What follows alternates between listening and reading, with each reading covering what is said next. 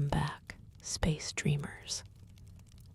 Tonight, we journey far into the future, to a time when humanity has reached beyond the stars. Close your eyes, breathe slowly, and let your imagination travel. Feel the gentle weight of gravity recede, replaced by a profound lightness, a sensation of drifting through an endless, velvety expanse. Imagine the quiet hum of distant stellar engines fading, replaced by the deep, resonant silence of true cosmic wilderness. We are not just journeying to a star or a distant galaxy, but to a place where light itself dances in magnificent, impossible formations. A colossal interstellar nebula. This is the Veil, a region of space so vast it dwarfs entire star systems. A tapestry woven from cosmic dust, hydrogen, and exotic elements, all illuminated by the birth and death of stars within its heart. From afar, it was a breathtaking spectacle, a celestial masterpiece painted across the void in hues of deep navy, soft violet, and cold cyan glow. An impossible dream, perhaps, yet it was here, within this swirling, living cloud, that humanity found not just a new frontier, but a new home. Our ancestors, driven by an insatiable curiosity and a deep-seated need to explore, first gazed upon its radiant tendrils and saw not danger, but promise. They sent their first brave scout ships, tiny motes against a canvas of infinite wonder, their crews holding their breath as they pierced the luminous boundary. What they found was not emptiness, but a dynamic, vibrant environment, a place where the very fabric of space pulsed with life and untold potential. It was a commitment, a leap of faith into the unknown, to settle within the veil's embrace. A profound, collective decision to adapt, to innovate, and to thrive in a way never before imagined. Nestled deep within its ethereal beauty and ancient mysteries, as centuries unfolded, humanity didn't merely survive. It learned to flow with the nebula's rhythm. Our nascent outposts, initially fragile, soon blossomed into intricate, self-sustaining habitats. Imagine crystalline structures, glowing softly with internal light, anchored to stable asteroid fragments, or carefully nested within quiescent pockets of gas. These weren't mere space stations. They were extensions of the veil itself, drawing sustenance from its elemental richness, their surfaces mirroring the nebular currents in shimmering patterns. The air within these new homes carries a faint, clean scent, a subtle metallic tang mingled with the gentle whir of environmental processors, a constant reminder of the life support technologies that hum quietly, tirelessly, beneath polished decks. Our technologies, once geared for escaping planets, now focused on understanding and integrating with this cosmic marvel. We learned to harness the nebula's raw energy, to navigate its shifting currents with elegant, silent vessels that seemed to glide effortlessly through the luminous haze. The challenge was immense, yet the rewards were beyond measure. Every swirl of violet light, every cold cyan glow, every deep shadow held not just beauty, but secrets waiting to be understood, resources waiting to be respectfully utilized. Generations were born and raised under skies of perpetually swirling cosmic artistry, their eyes accustomed to a firmament unlike any seen before. They grew up understanding that their existence was intertwined with the nebula, that its vastness was not an empty void, but a living entity, an immense, beautiful embrace that held both challenges and profound opportunities for growth. This wasn't just colonization, it was symbiosis, a quiet, persistent forging of a new human identity within the very heart of creation's most magnificent canvases. The foundational technologies that made this possible were miracles of engineering and biomimicry. Gravimetric anchors, once theoretical, now held colossal structures stable against the nebula's subtle tides. Energy collectors, vast and silent, absorbed the diffuse radiation and exotic particle flows, converting them into power for entire communities.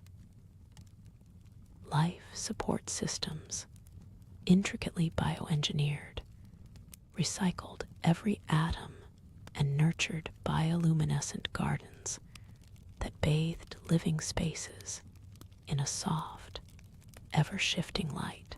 There was no harsh glare here, only the gentle luminescence of organic matter and filtered nebular light, creating an atmosphere of perpetual twilight calm. This peaceful integration wasn't without its initial trials, its moments of awestruck fear, or the humbling realization of humanity's smallness against such cosmic grandeur. But through it all, a deep reverence for the veil developed. It was a patient teacher, revealing its mysteries slowly, guiding humanity toward a future where coexistence with the sublime was paramount. The challenges of interstellar travel and planetary scarcity had given way to a new kind of challenge. Understanding, adapting, and finding harmony within a dynamic, almost sentient environment. Our lives became a soft hum, a quiet rhythm, a testament to enduring hope and limitless potential. We learned to listen to the whispers of cosmic winds, to dance with the nebular currents, and in doing so, we didn't just survive, we thrived, not in defiance of the universe, but in gentle, profound embrace of its most breathtaking wonders. Our understanding of the nebula's dynamic physics deepened with each passing cycle. The elegant, silent vessels mentioned before, these weren't merely ships. They were sophisticated extensions of our will, designed to converse with the very fabric of the veil. They were called driftweavers, their hulls crafted from materials grown and refined within the nebula itself, incorporating nebular silicates and trace elements that shimmered with an inherent, subtle luminescence. Propulsion wasn't about raw thrust, but about sympathetic resonance, a gentle nudging against the cosmic wind. The flow of charged particles and energy currents that swept through the nebula's vastness, gravimetric sails, almost invisible until activated, extended from their sleek forms, not catching wind, but subtly distorting local gravitational fields, allowing the vessels to fall along pre-calculated energy pathways. Inside, the silence was profound, broken only by the soft, rhythmic hum of plasma conduits, converting captured nebular energy into usable power, and the almost imperceptible thrum of life support systems. The constant refinement of these nebular vessels enabled safer, more efficient exploration, which in turn paved the way for the development of the arcology seeds. These weren't built from scratch, but rather cultivated, growing organically around carefully selected, resource-rich asteroid cores or stable pockets of dense gas. Imagine colossal crystalline structures, each segment a tessellation of bioluminescent panes that pulsed with the captured light of nebular phenomena. These weren't mere buildings, they were living systems, their outer shells designed to filter and process the veil's raw materials directly from the surrounding cosmic soup. Giant atmospheric processors, integrated seamlessly into the habitat's crystalline lattice, hummed a low, constant tune. They drew in nebular gas, separating precious elements, exotic isotopes, complex organic compounds, and super-heavy elements, which were then channeled through intricate internal networks for purification and use. The sheer scale of this resource harvesting was immense, yet executed with an almost meditative efficiency, a testament to humanity's respect for the nebula's abundance. The arcology seeds, once mere concepts of cultivated habitation, steadily deepened their roots within the nebular tapestry. Their colossal crystalline structures, initially dedicated to the filtering of raw materials, began to transform inwards, evolving beyond mere industrial processors. Inside these burgeoning worlds, a subtle symphony of activation commenced. The low, constant tune of external atmospheric processors now found counterpoint in the softer, more intricate hum of internal life support systems, gently circulating newly purified air and meticulously balanced nutrient solutions throughout the nascent habitats. This wasn't merely about creating breathable air. It was about sculpting an entire internal microclimate, perfectly tuned to sustain life in the most unusual conditions. As the nascent sprouts matured, the gravitational gardens evolved into intricate, multi-tiered ecosystems, each level supporting a different array of flora. The manipulation of local gravity became an art form, allowing plants to grow in unique helical patterns, their stalks and leaves reaching towards carefully modulated light panels that mimicked the gentle ebb and flow of a distant sun. Some species, engineered with remarkable resilience, drew sustenance directly from the ionized particles circulating in the arcology's atmosphere, their surfaces shimmering with a faint internal glow. Others relied on a closed-loop hydroponic system, fed by purified nebular water and nutrient-rich compounds, meticulously extracted from the surrounding cosmic dust. The air within these chambers carried a faint, sweet scent, a blend of earthy chlorophyll, and the subtle, metallic tang of ionized gas, a unique perfume of life thriving against impossible odds.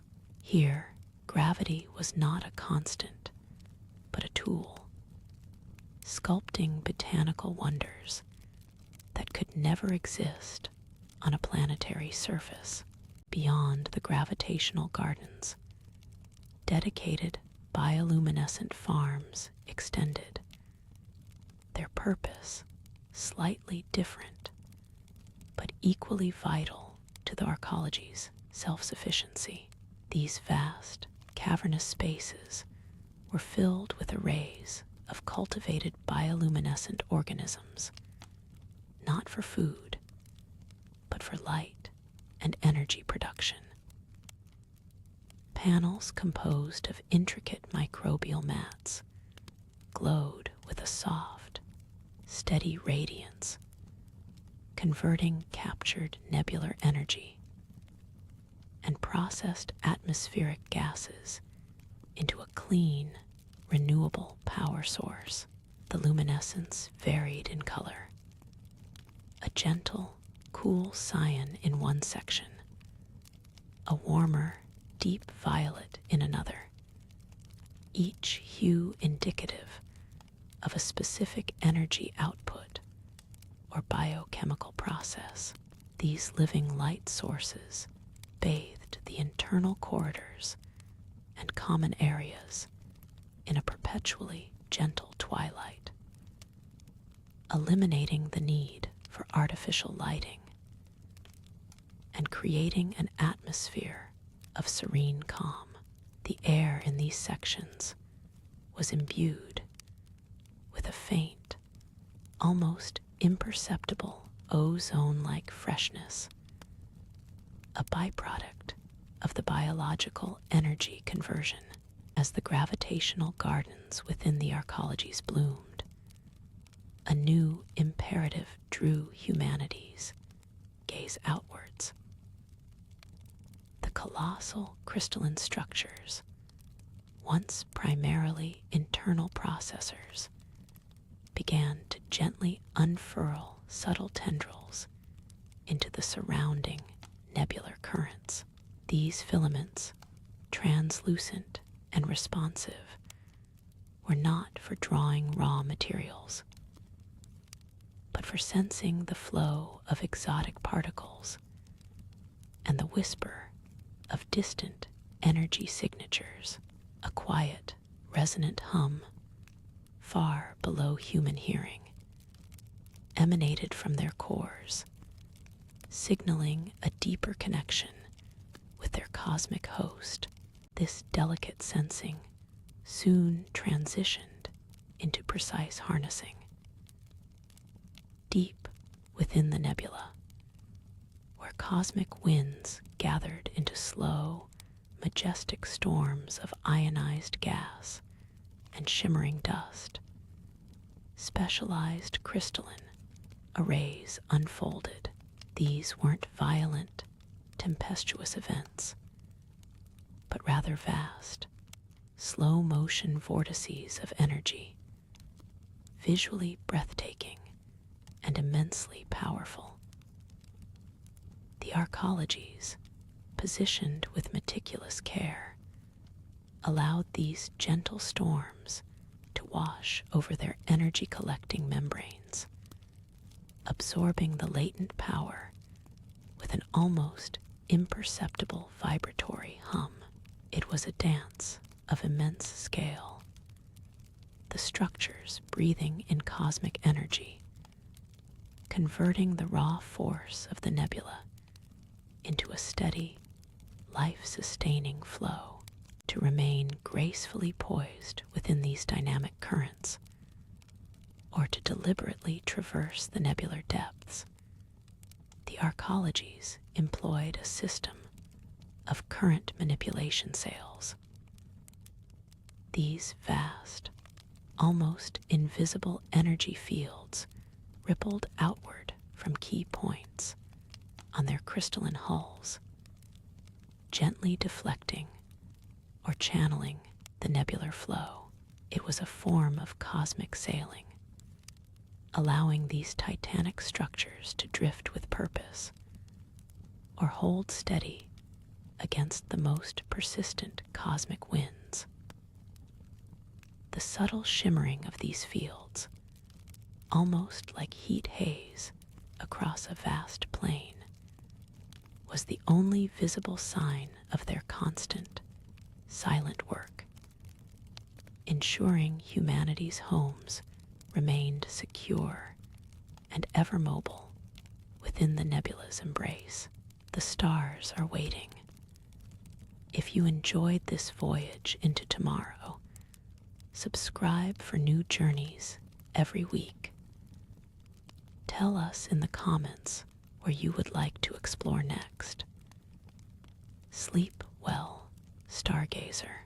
The steady, life-sustaining flow of harvested cosmic energy from the nebular storms did more than merely power the arcologies.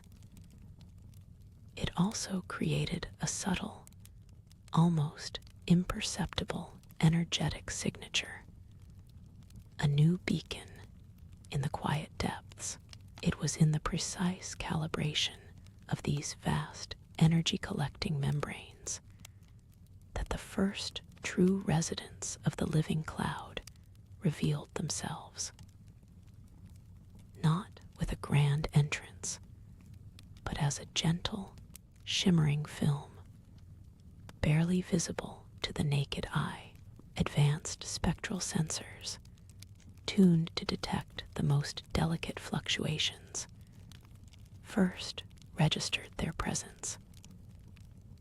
These were not the complex, multi-celled organisms known to terrestrial biology, but intricate, self-organizing clusters of photonic particles, drawn to the arcology's warm, rhythmic energy pulses. They adhered to the crystalline surfaces like living stardust, absorbing the excess kinetic energy, their forms shifting with an almost glacial slowness. These newly discovered entities, tentatively named luminophores, were observed to congregate in mesmerizing patterns. Over hours, then days, they would spread across the arcology's outer shells, tracing delicate, ephemeral mosaics that pulsed with soft, cold cyan and violet light. Each individual luminophore was a miniature energy transducer, its internal structure a marvel of non-carbon complexity, converting ambient nebular energy and the arcology's gentle emissions into a faint, self-sustaining glow. They moved with a languid grace, drifting across the smooth crystalline surfaces, leaving behind faint, shimmering trails as they slowly absorbed sustenance. Studies revealed they weren't parasitic, but rather engaged in a form of symbiotic cleanup, metabolizing residual energy traces that might otherwise interfere with sensitive instrumentation. Their presence transformed the once inert exteriors of the arcologies into canvases of living light, ever shifting and deeply peaceful. As humanity learned to coexist with the luminophores, their gaze naturally expanded, seeking similar marvels deeper within the living cloud. Specialized nebular probes, designed to mimic the energy signatures of the arcologies, ventured further into the vast, shimmering currents. It was during one such deep space reconnaissance that an entirely different scale of nebular life was encountered. Vast, translucent entities, kilometers across, drifted with the stately currents of ionized gas and cosmic dust. These colossal beings, dubbed aeropods, possessed no discernible organs in the conventional sense, instead appearing as immense, gossamer veils of intricately woven energy fields. Their forms subtly defined by internal pockets of glowing, captured nebular light. They moved with an almost dreamlike slowness, their passage creating gentle, rippling distortions in the nebular fabric, absorbing exotic particles and energy directly from the cosmic storms themselves. Truly a part of the nebula's ancient, slow breath. The quiet observations of the luminophores deepened, revealing a layer of complexity previously unimagined. Initially content to drift across human structures, these living light forms began to extend beyond the arcology's gravitational anchors, weaving intricate, self-sustaining networks in the deeper nebular currents. These constructs, vast and luminous, pulsed with a rhythm distinct from the arcology's gentle hum, a slow, deliberate cadence that resonated with specific, faint energy signatures emanating from the nebula's heart. Researchers, watching these ethereal extensions bloom in the void, felt a prickle of fascination. The patterns they formed were not random, but seemed to follow an unseen, ancient logic, like silent instructions whispered across cosmic distances, gently guiding the photonic clusters into ever more elaborate and purposeful shapes. The nebula itself, once a backdrop, now seemed to be a canvas, or perhaps a silent participant in an unfolding, luminous dance. The extended luminophore constructs acted like a cosmic breadcrumb trail, their rhythmic pulsations growing stronger, subtly drawing exploration vessels deeper into hitherto unexplored regions.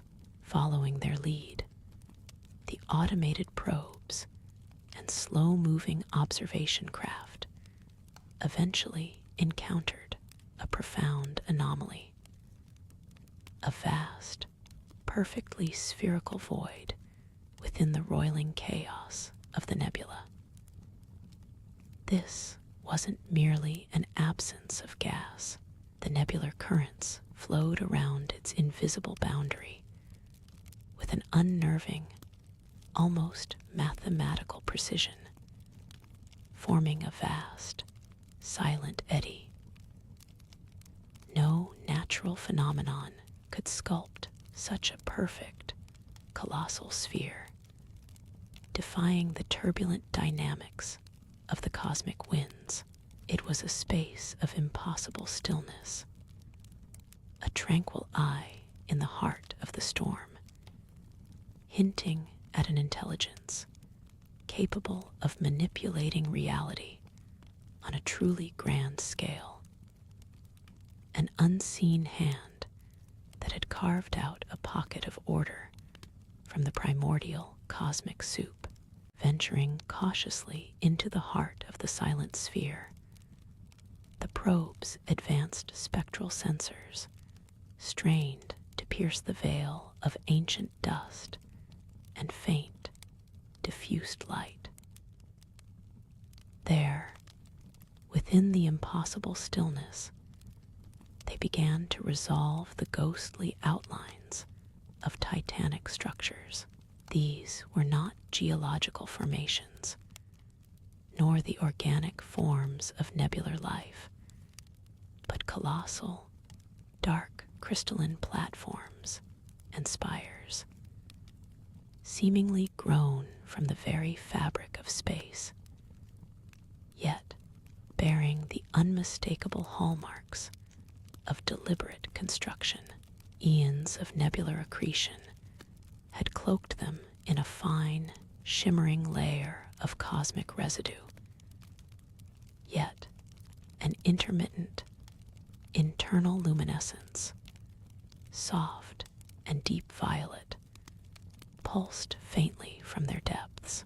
This was the first undeniable echo, not merely of ancient processes, but of ancient architects who had left their silent, colossal monuments adrift in the nebular sea, waiting for an age yet to come. The discovery of the colossal void reshaped humanity's understanding of the nebula, turning a simple exploration into an archaeological endeavor. Cautious probes, then piloted craft, began to approach the serene boundary, not to breach it, but to study the subtle energies that pulsed just at its edge. These energies, unlike any previously encountered, seemed to both repel and attract the nebular currents, creating a unique microenvironment of hyperstable particles and exotic matter. This region, dubbed the Event Horizon Nursery, became the first focus of resource harvest, not for raw materials, but for the refined, almost crystalline structures that formed naturally in its boundary currents. These nascent formations, shimmering with an inner luminescence, promised entirely new construction methods and energy sources. As the Event Horizon Nursery yielded its unique harvest, the necessity for a permanent presence became clear. The first settlements near the void were not sprawling arcologies, but rather delicate, crystalline outposts, specifically designed to withstand the strange, resonant frequencies emitted by the void's perimeter. These outposts, anchored into stable asteroid fragments gently orbiting the void's periphery, served as both research stations and resource processing hubs. Their transparent domes offered unparalleled views of the void's silent majesty, while their internal systems hummed with the slow, rhythmic pulse of refined nebular energies, transforming the harvested particles into advanced structural compounds and compact energy cells. Life within these structures was characterized by a profound sense of wonder and meticulous observation. Over time, these initial outposts blossomed, growing into complex, interconnected arcologies that gracefully enveloped entire asteroid clusters, turning them into living, breathing ecosystems. Each arcology, powered by the refined energies of the Event Horizon Nursery, and built from its unique crystalline compounds, became a self-sustaining beacon in the nebular void. Vast fields of photovoltaic sails, designed not to capture starlight, but to absorb the subtle, rhythmic emanations from the void, extended outwards, shimmering like delicate wings. Within these transparent structures, bioluminescent farms thrived, cultivating genetically engineered flora that could photosynthesize using the void's soft, ambient glow, providing sustenance and clean air in a perfectly balanced cycle. This symbiotic relationship with the enigmatic void defined a new chapter in human civilization, a testament to adaptation and harmonious existence.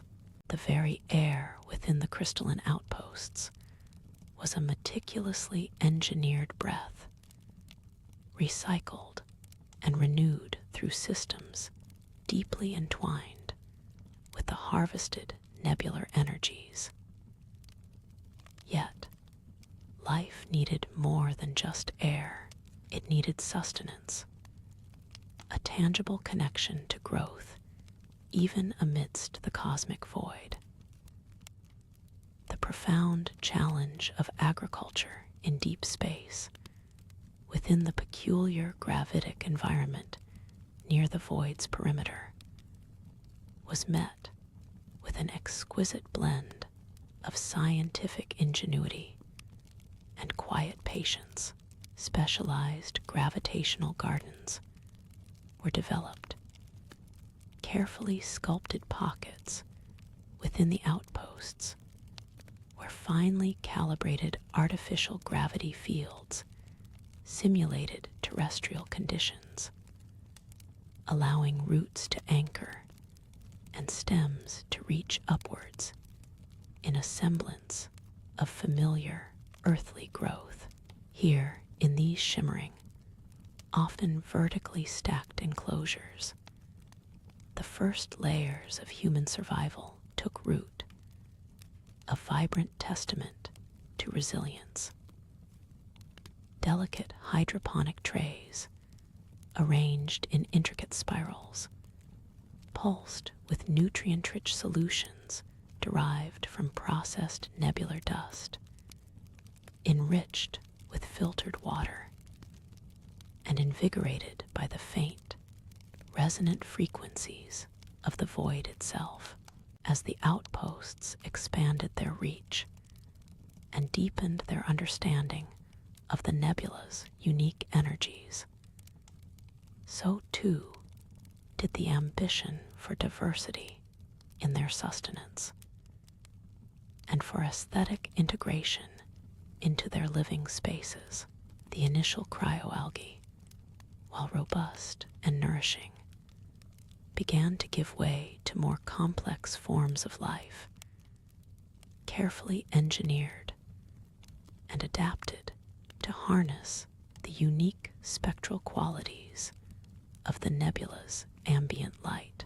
This led to the breathtaking development of bioluminescent farms, vast, often dome-shaped, enclosed ecosystems that not only produced a richer variety of food, but also contributed significantly to the outpost's ambient illumination.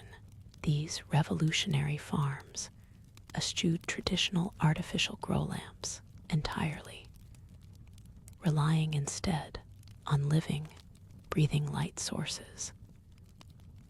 Genetically modified plants whose photosynthetic pigments were exquisitely tuned to absorb the faint, scattered nebular glows, and in turn emit their own soft, internal light in a stunning display of biological innovation. Fields of either bloom, a delicate, fern-like plant with broad, iridescent leaves, shimmered with soft violet and cyan hues, their graceful tendrils unfurling slowly under carefully modulated microgravity, creating moving tapestries of light. Another staple, crucial for its high protein content, was cosmic kelp, a fibrous emerald growth that pulsed with a gentle amber luminescence, often cultivated in transparent, free-floating tanks that resembled serene underwater forests suspended in space. These sophisticated agricultural systems, born of necessity and nurtured by innovation, were far more than mere food production units. They were deeply integrated components of the outpost's very architecture and cultural life, embodying the symbiotic relationship between humanity and its nebular home. The living walls of the central arboretums became vibrant gathering places, communal spaces where residents could find respite amidst the soft glow and gentle rustle of engineered flora. The subtle, shifting colors of the bioluminescent plants created a sense of tranquil dynamism, inviting quiet contemplation. Children, wide-eyed with curiosity, often gathered to learn about photosynthesis and nutrient cycling by observing the cosmic kelp pulse rhythmically in its transparent tanks, their small fingers tracing the luminous pathways and marveling at the vibrant life within. The cultivation of these unique, nebula-adapted plants was not just a scientific endeavor, but also an intricate art form, a craft demanding both precision and intuition.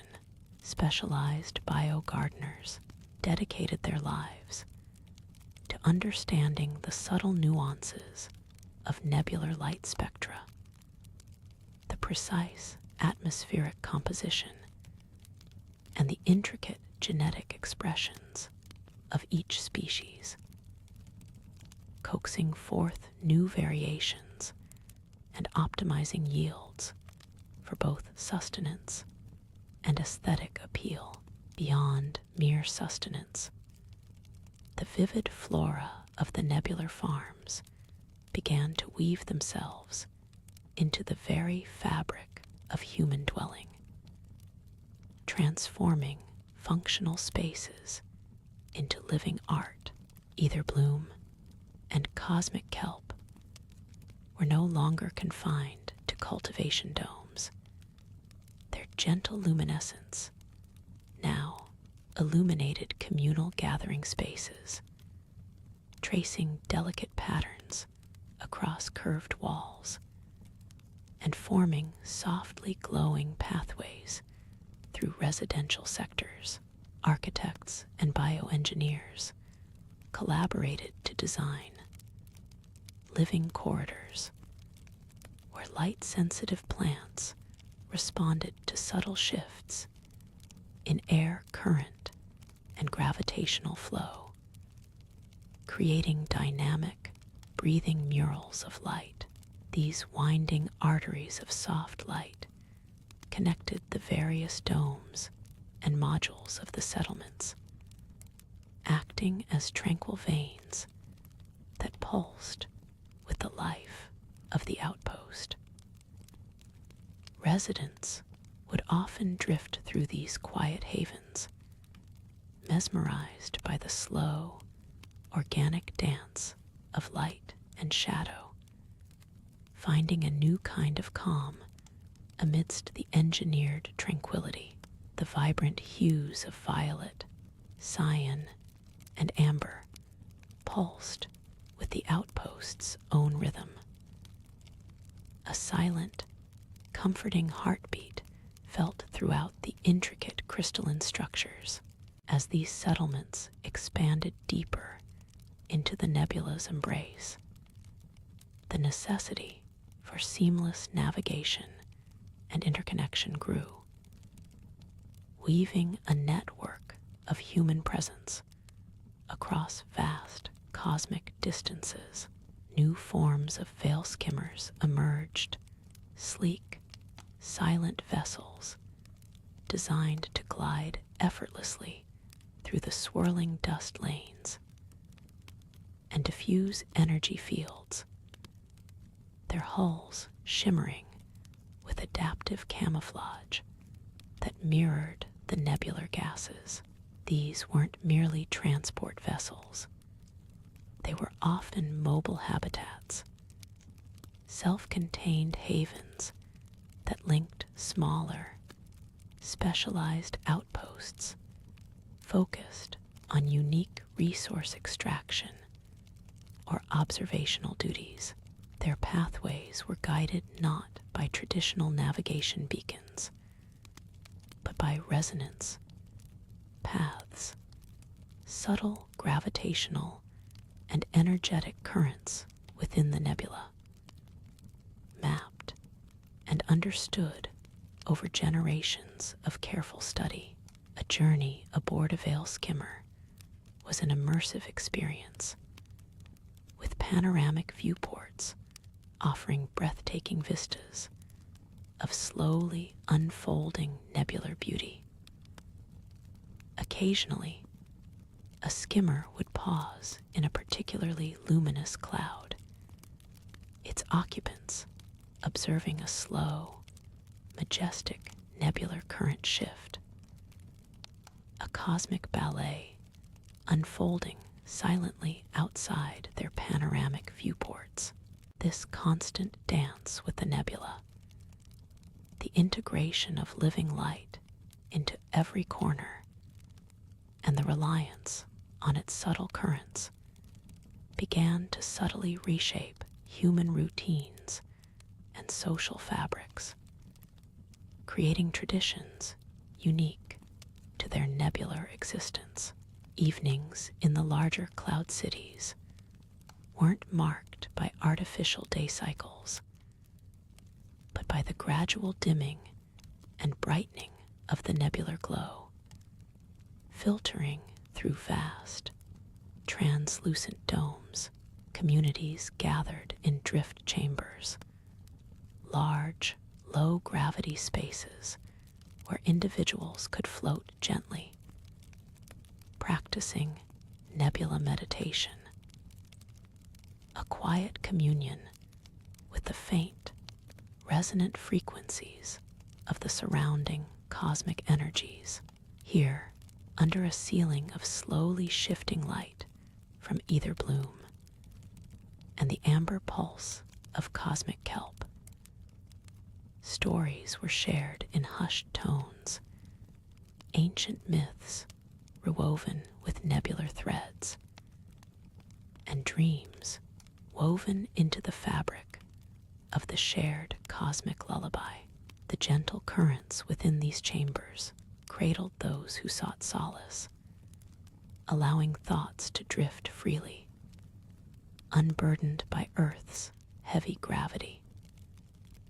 These rituals of quiet reflection and shared contemplation fostered a deep, collective reverence for their nebular home, a testament to humanity's profound adaptation, and a quiet celebration of their enduring connection to the cosmic symphony. The shared silence and soft, glowing light forged bonds stronger than any spoken word, cultivating a society deeply attuned to peace and interconnection. Yet, not all the nebula's movements were gentle ballets of light. Deeper within its luminous heart, where the veil skimmers often ventured, currents could take on a different, more potent energy. Sometimes, a subtle thrumming would ripple through the very fabric of space. A low, resonant hum felt first by the skimmer's advanced energetic sensors, then by the attuned few aboard who understood the nebula's deeper rhythms. This was often the prelude to a cosmic whisper, a nascent electromagnetic surge beginning to gather, a slow, majestic tide of energy rather than a sudden storm. These whispers, though calm in their initial approach, still demanded attention, prompting the skimmers to engage their adaptive resonance dampeners, designed not to fight the flow, but to harmonize with it, allowing the vessel to glide through the approaching wave rather than resist it. As a cosmic whisper intensified, its electromagnetic signature would grow, not with violence, but with a palpable pressure, a silent, all-encompassing embrace. The veil skimmers, with their resonance dampeners fully engaged, would become shimmering islands within this ethereal tide. For larger, stationary settlements, however, a different kind of preparation unfolded. The crystalline structures of these outposts, deeply integrated into the nebular environment, would begin to glow with a deeper internal light. This was the activation of their plasma weaves, vast, intricate energy fields woven directly from the nebula's own diffuse plasma. These weaves didn't repel the surge, they absorbed and redirected it, drawing power from the very phenomena that might otherwise threaten them, channeling the excess energy into the settlement's deep cycle reserves, a testament to humanity's symbiotic dance with the cosmos. Within the shielded confines of these settlements, or aboard the expertly damped skimmers, the passage of a cosmic whisper became a moment of tranquil awe.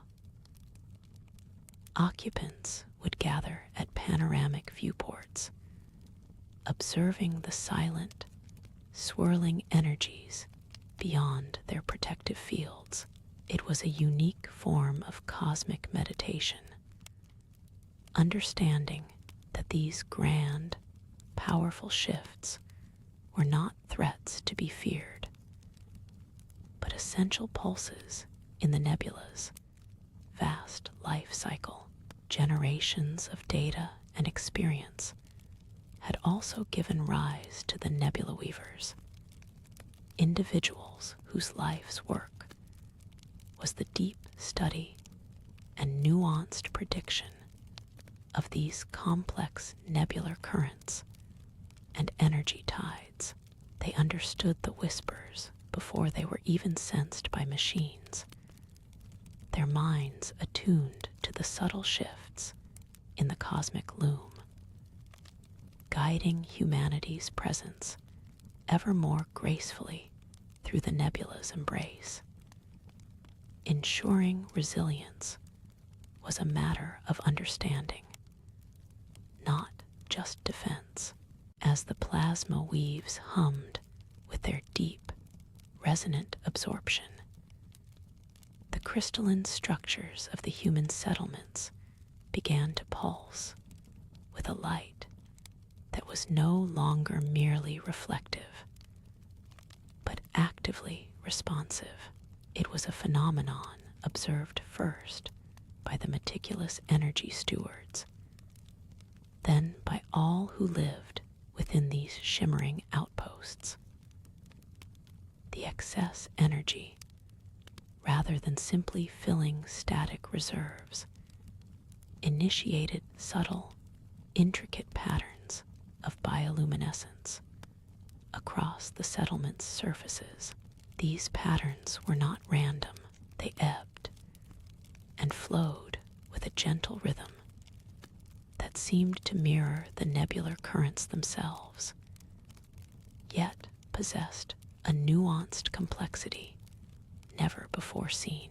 Threads of cold cyan would slowly unfurl across transparent facades, followed by soft violet pulses from within, creating a breathtaking, silent dialogue between humanity's structures and the enveloping cosmic cloud.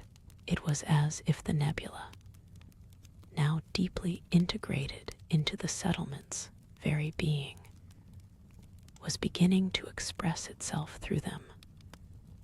A slow, waking breath felt across vast distances.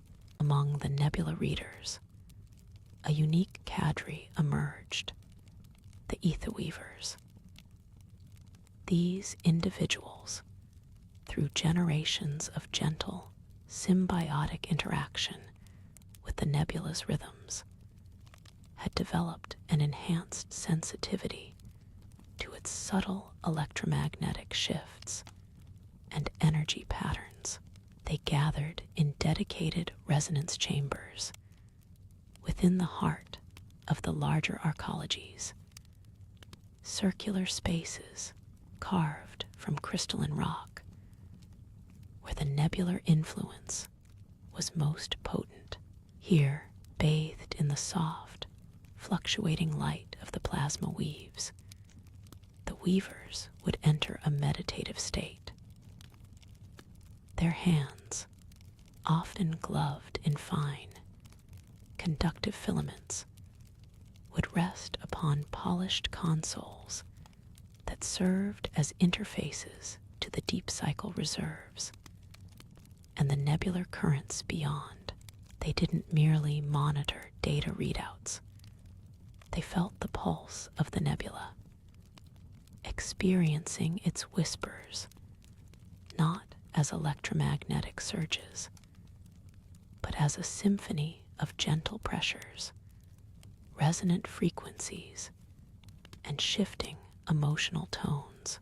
It was in these chambers that humanity began to truly understand the distinction between a cosmic whisper, a simple energetic tide, and what the weavers called a nebular song, a complex information packet, a thought or memory encoded within the very fabric of the cosmic cloud. Through the tireless work of the ether weavers, it became clear that the nebular songs were not just abstract expressions, but fragments of a vast, ancient consciousness. This wasn't a mind in the conventional sense, but a distributed intelligence, an ethereal network woven into the very fabric of the nebula. Perhaps, since its formation, the songs were indeed information, historical records, scientific insights into stellar nurseries, philosophical musings on the nature of existence, all conveyed not in language, but in intricate, energetic matrices. These matrices, once harmonized and processed by the advanced resonance chambers, manifested as holographic projections of swirling light and shimmering forms, detailing eons of cosmic evolution from the nebula's unique perspective. It was a library unlike any ever conceived, boundless and timeless, offering humanity an unprecedented window into the cosmos. Humanity had not just settled within a nebula, they had, through their symbiotic dance and technological prowess, begun to interface with its very soul, unlocking secrets whispered across billions of years, forever changing their understanding of life and consciousness in the universe. Humanity's understanding expanded beyond mere survival. It became a profound communion, a delicate, interwoven existence. The nebular songs, once deciphered through the ether weaver's serene contemplation, were not just intricate data streams, but resonant echoes of cosmic time, sometimes carrying the lingering impressions of events that unfolded eons ago, or even the subtle moods of the nebula itself, a fleeting sorrow, a burgeoning joy, an ancient, patient wisdom.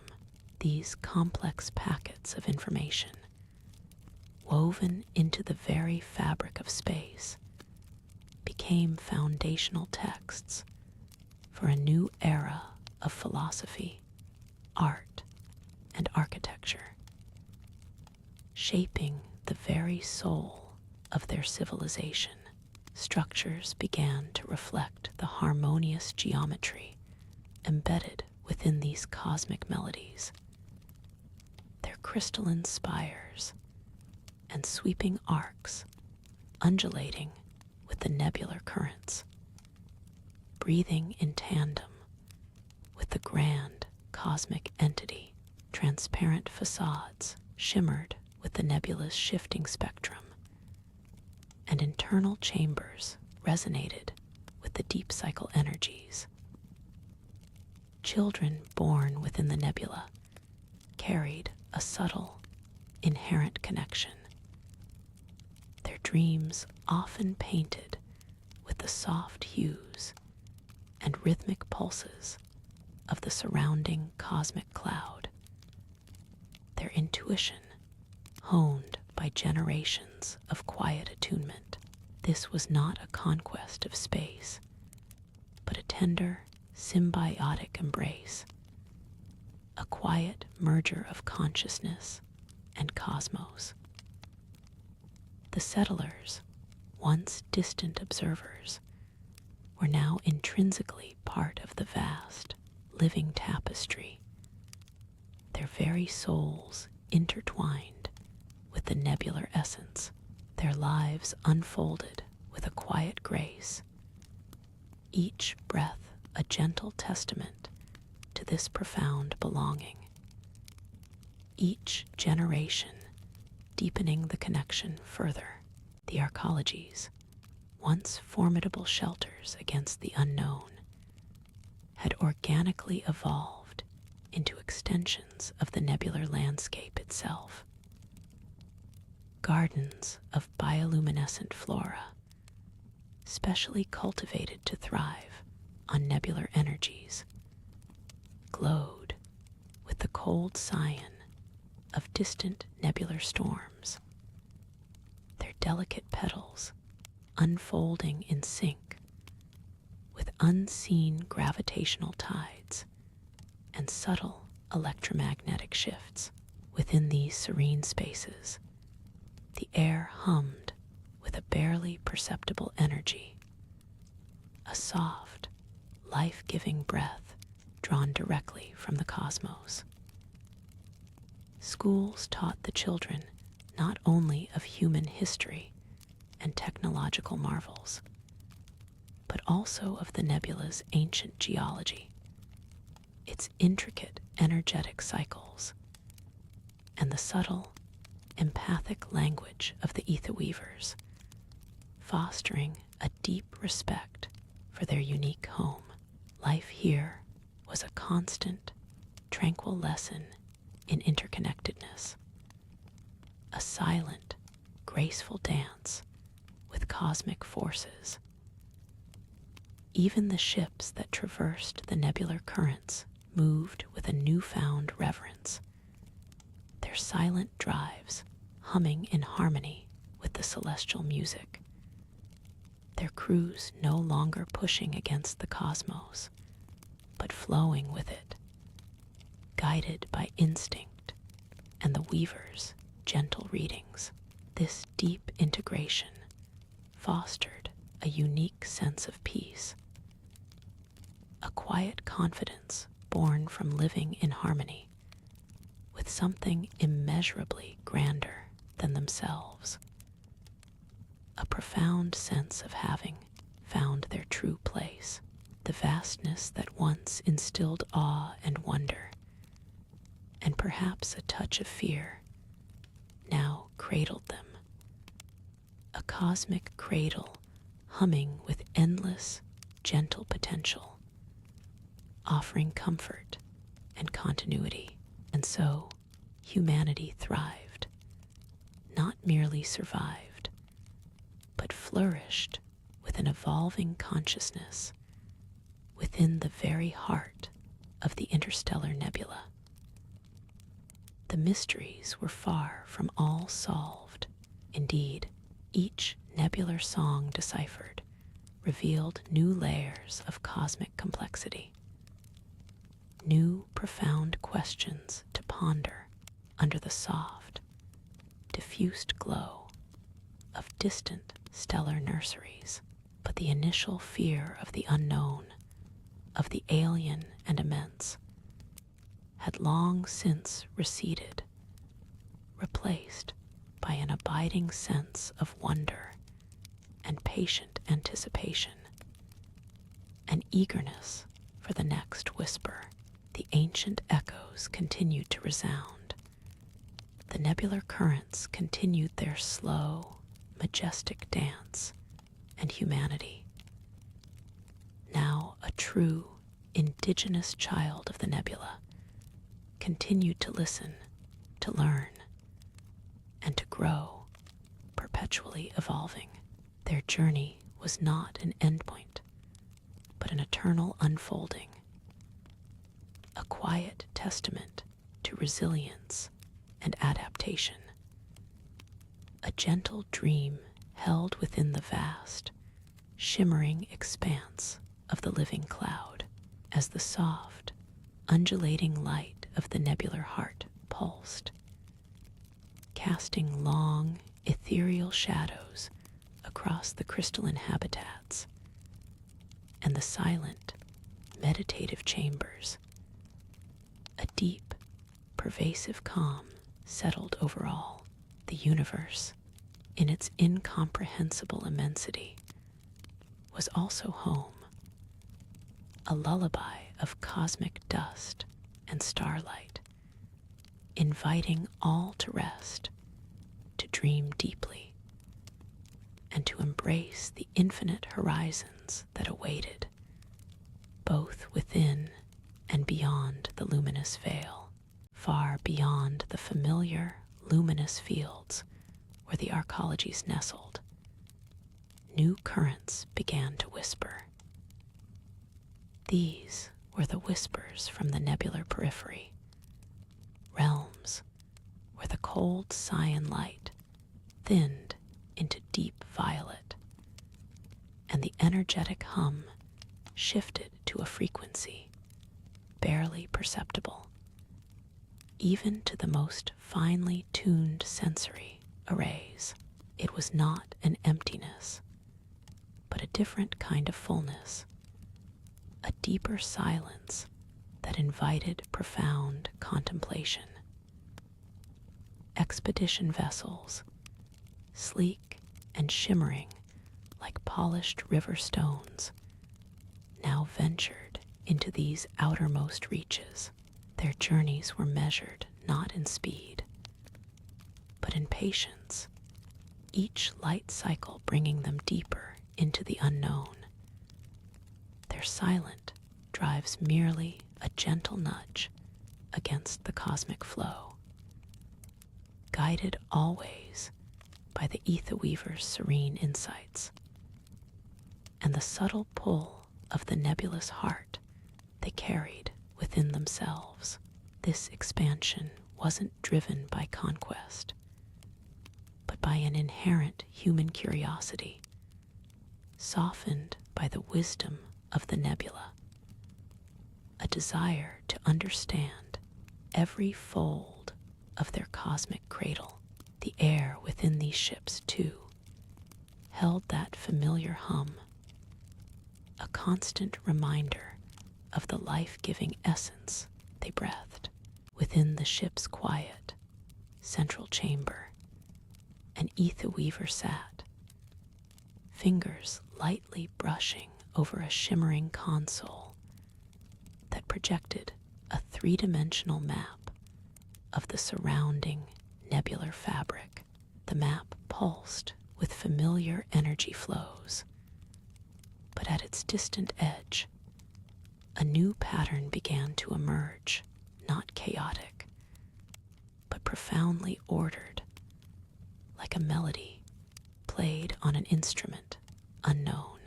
It was a resonance unlike any encountered before, a sustained, deep hum beneath the usual nebular symphony, too regular to be natural gas currents, too profound to be mere cosmic dust. The weavers, with their heightened empathy for cosmic forces, interpreted it as an ancient whisper, a call from something vast and slumbering, perhaps awakened by the distant stirrings of their own peaceful exploration. This wasn't a warning, but an invitation, a gentle beckoning into a part of the nebula that held a different kind of memory, a new layer to the grand cosmic tapestry they were slowly learning to read. Their expressions held no fear, only a quiet, profound anticipation, a deepening of their connection to the immeasurably grander. Slowly, reverently, the vessel approached the source of this new resonance.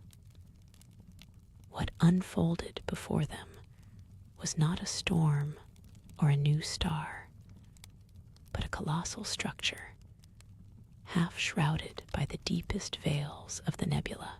It appeared as an immense, obsidian-smooth surface, absorbing the cold cyan glow rather than reflecting it, creating a perfect, silent void in the vibrant cosmic tapestry.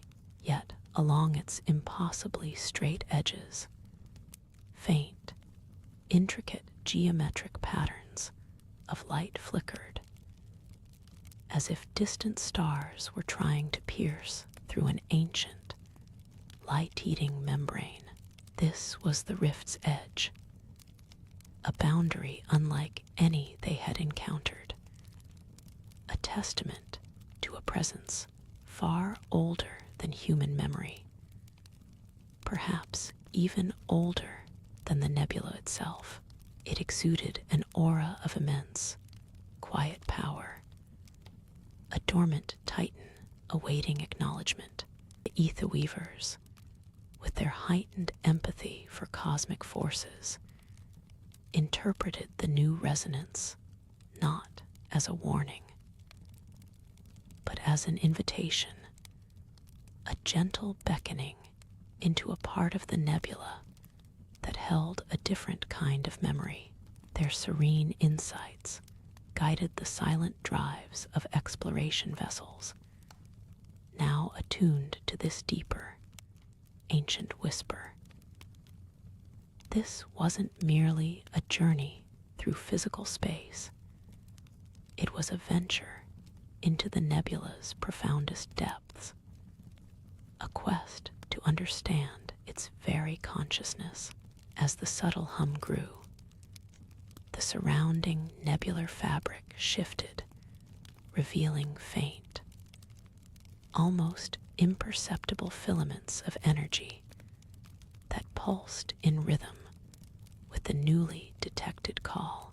These weren't chaotic gas currents, but structured pathways, like luminous veins within a colossal, living entity.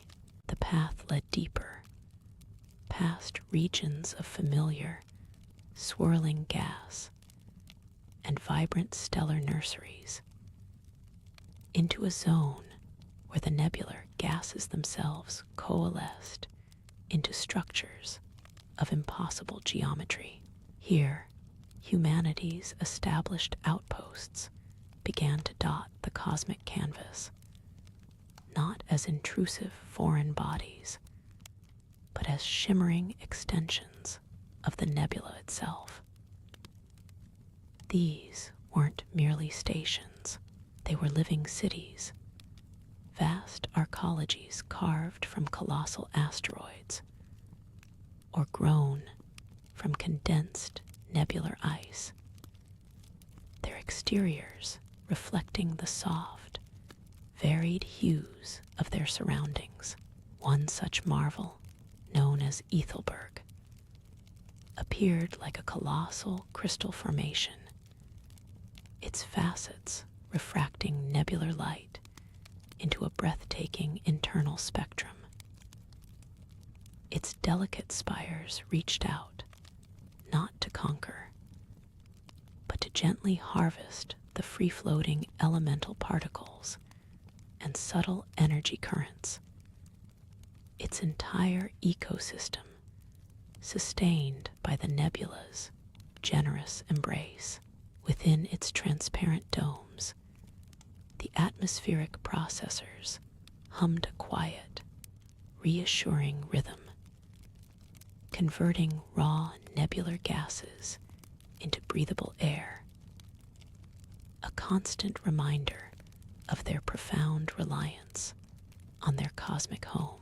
Generations had been born and raised within these nebular bastions, their culture intrinsically woven with the ebb and flow of the surrounding cosmic ocean, their very architecture mirroring the ethereal beauty that surrounded them, creating a truly unique nebular civilization. Inside Ethelberg, life unfolded with a gentle grace, deeply attuned to the rhythms of the nebula. Gravity, subtly manipulated by complex field generators, provided a comfortable sense of weight, allowing for lush, enclosed ecosystems to flourish. These weren't merely hydroponic farms, they were gravitational gardens, where plants with bioluminescent leaves drew energy from filtered nebular light.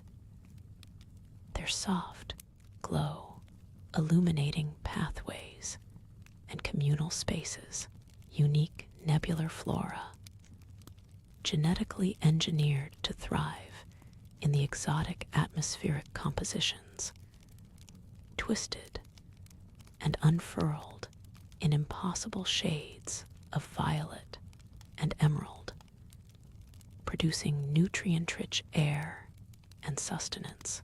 In the central biomes, where the filtered nebular light streamed through vast transparent domes, communities gathered, their quiet conversations, a gentle hum against the soft rustling of engineered leaves.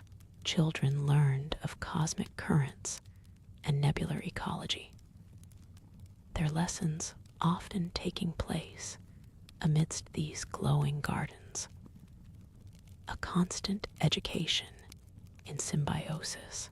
Within Ethelberg's transparent domes, life unfolded with a gentle, sustained grace. The atmospheric processors hummed, not as a sterile machine, but as a deep, resonant chord in harmony with the cosmos. Generations had learned to navigate the city's labyrinthine passages, each thoroughfare a path of soft, shifting light, filtered through the colossal crystalline facets. Gardens suspended in zero-G parks, nurtured bioluminescent flora, whose subtle glows mimicked distant nebulae, their fronds swaying imperceptibly in currents created by the life support systems. The very air felt alive, carrying the faint, sweet scent of these adapted plants, a unique aroma of processed nebular elements and terrestrial nostalgia. The delicate spires of Ethelberg were not merely decorative, they were conduits, humming with captured energy. Invisible fields emanated from their tips, drawing in the wisps of elemental gases and motes of cosmic dust that drifted through the nebula. These raw resources, once drawn in, were guided through shimmering internal veins, vast networks of energy transfer and material processing. The subtle hum of these conduits resonated through the city's core, a constant, reassuring vibration of sustainment. Processed nebular ice, enriched with rare elements, formed the very fabric of new growth within the arcology, ever expanding, ever adapting. Beyond the established outposts, shimmering pathways of energy, first detected as faint filaments, served as the silent highways of this nebular civilization.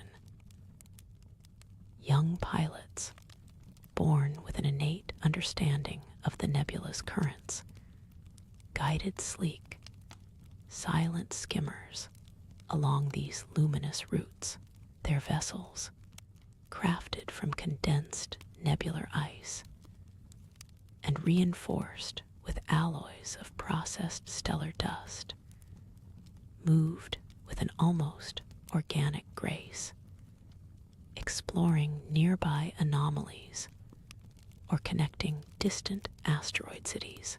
These journeys, often solitary and contemplative, were less about conquest and more about communion. A subtle dialogue with the colossal living entity that was their cosmic home, further deepening their unique bond with the nebular consciousness.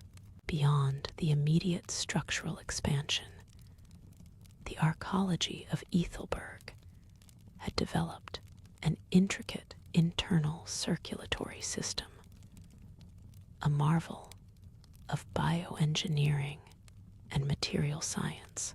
Deep within its core, where the captured elemental gases were distilled and the cosmic dust refined, shimmering veins of light-infused conduits pulsed with processed nebular ice. This wasn't merely a construction material, it was a living medium, imbued with rare elements and nanite constructs that allowed for self-repair and adaptive growth.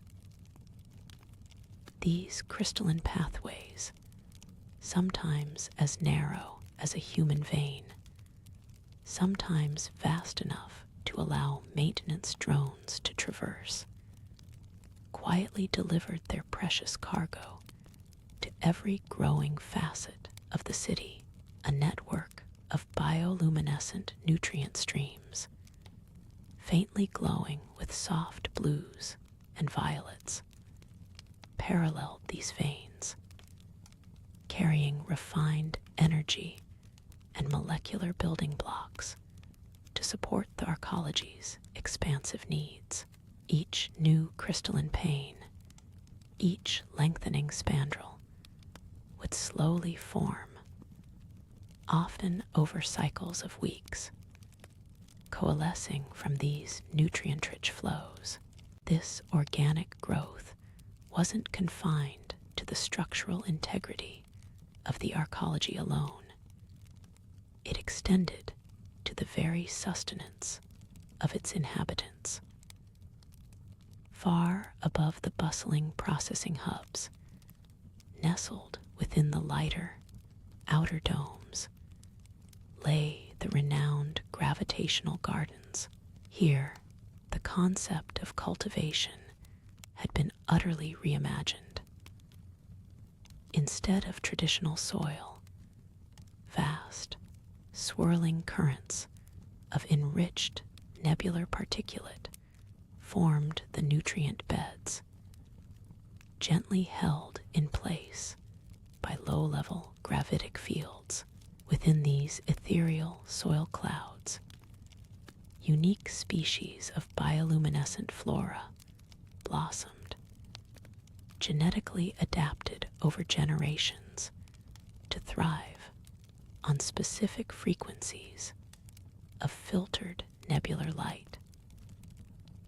And the complex nutrient profiles derived from processed cosmic dust, giant, delicate light fruits floated like luminous jellyfish, their skins radiating a spectrum of soft, calming hues, emerald greens, lavender purples, and pearlescent whites. The daily rhythm within Ethelberg was subtly interwoven with the ebb and flow of these life-sustaining systems. Morning, as defined by the internal city clocks and the dimming of the outer nebular glow, saw the quiet tending of the gravitational gardens. Specialized, almost silent drones, guided by human horticulturalists, would gently harvest the ripe light fruits, their delicate glow transferred to storage units that hummed softly with contained energy. Families often participated in these light harvests, a communal activity that reinforced their connection to the arcology's bounty. Children, their eyes wide with wonder, would carefully pluck the smaller, tender shoots of air lichen, destined for processing into nutrient pastes, or as a soft, fibrous material for textiles. This gentle interaction fostered a deep-seated respect for the engineered ecosystem, a reverence passed down through generations. Within the serene expanse of the gravitational gardens, where vast, swirling currents of enriched nebular particulate formed the nutrient beds, the delicate light fruits swayed gently.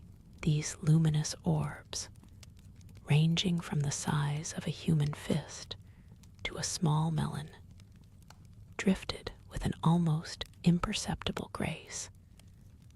Their vibrant hues, soft emeralds, deep lavenders, and pearlescent whites, shifting with the subtle changes in the filtered nebular light. Specialized, softly humming harvesting drones, no larger than a human hand, moved with quiet precision through the airy currents. Their optical sensors, fine-tuned to detect peak ripeness, guided them to carefully detach the ripest fruits, cradling them within individual nutrient gel transfer units. Each light fruit, momentarily separated from its ethereal vine, would dim slightly, a brief sigh of relinquishment before its internal glow pulsed with renewed, softer intensity within its protective casing. Beyond the edible fruits, other specialized sections of the gravitational gardens nurtured vast, luminous fields of ethospire flora. These magnificent plants were not destined for consumption, but were engineered as living architectural elements, thin, filamentous stalks, sometimes as delicate as spun glass, yet possessing incredible tensile strength, would reach dozens of meters skyward. They pulsed with an internal cyan glow, slowly drawing in atmospheric trace elements and refining them into resilient, semi-translucent crystalline matrices. These nascent spires, cultivated within precisely calibrated gravitic arrays, grew into the very panes and flexible girders that continuously expanded and repaired the arcology's colossal outer shell. Each spire was a silent constructor, growing over weeks and months, coalescing from the nebular particulate and enriched nutrient flows. The refined output from both the nourishing light fruit harvests and the structural ethospire fields was channeled into the arcology's intricate internal circulatory system. The bioluminescent nutrient streams, earlier described as softly glowing blues and violets, now carried these highly processed biomolecules and nascent structural precursors. They flowed like slow, pulsing rivers of pure light through the main arterial conduits, sometimes wide enough for maintenance skimmers, sometimes as narrow as human capillaries. These vibrant pathways fed not just the arcology's continuous structural growth and self-repair mechanisms, but also its sophisticated atmospheric purifiers. Deep within specialized filtration chambers, unseen currents of excess gases from habitation zones were silently converted into breathable air, lightly scented with the faint, sweet aroma of the nebular flora, a subtle echo of the gardens above. This intricate network of living conduits and biological processors formed the true lifeblood of the arcology, ensuring a perpetually balanced, closed-loop ecosystem. Each light fruit, now gently cradled within its nutrient gel unit, embarked on a silent journey. Softly humming conduits, transparent and veined with faint internal light, drew the individual units away from the open garden expanse. These conduits, akin to slow, luminous rivers, guided the precious cargo through winding paths of processed air, deep into the heart of the arcology's central processing hubs. Here, without a touch of human hand, the fruits were sorted by spectrum and size, each designated for specific life support needs, some for direct consumption, others for essential nutrient synthesis that sustained the arcology's vast population. The faint glow of 1,000 tiny orbs, drifting in ordered procession, painted the interior passages with a shifting, serene palette of emeralds, lavenders, and whites, a calming rhythm in the endless dark beyond the ethereal orchards. Another vital section of the gravitational gardens shimmered into view. The hydroweave fields. These sprawling, submerged tapestries of genetically engineered bioluminescent algae and filamentous flora pulsed with a deep, calming cyan. Unlike the light fruits, the hydroweave was not harvested for direct consumption, but served as the arcology's primary water purification and atmospheric regeneration system. Through intricate biotechnological processes, these vast living filters silently drew in latent impurities from the recycled water supply and exhaled pure, oxygen-rich air that circulated throughout the habitat. The gentle undulations of the hydroweave, visible beneath shimmering, transparent containment fields, created hypnotic patterns of light and shadow, a silent, ceaseless dance of life-giving alchemy.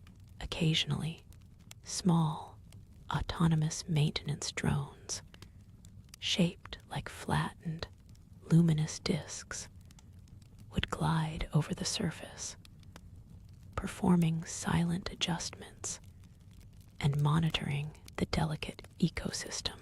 The entire network of gravitational gardens and hydroweave fields formed a self-regulating biome, a living heart for the colossal arcology. From a serene observation deck overlooking the vast, interwoven sections, one could witness the subtle orchestration of life, the filtered nebular light, a gentle wash of cosmic blues and violets, cascaded through panoramic, transparent surfaces, illuminating the cultivated spaces below. Here, far from any natural sun, humanity had crafted its own sustaining world, a testament to ingenuity and quiet perseverance. The gentle hum of the nutrient recyclers, the faint whir of distant automated harvesters, and the soft, rhythmic pulsing of the engineered flora blended into a symphony of controlled serenity, creating an atmosphere of profound calm. It was a place where the very act of existing was a harmonious dance with engineered nature, a constant, gentle reminder of how deeply humanity had integrated with its new, luminous home within the nebula's embrace.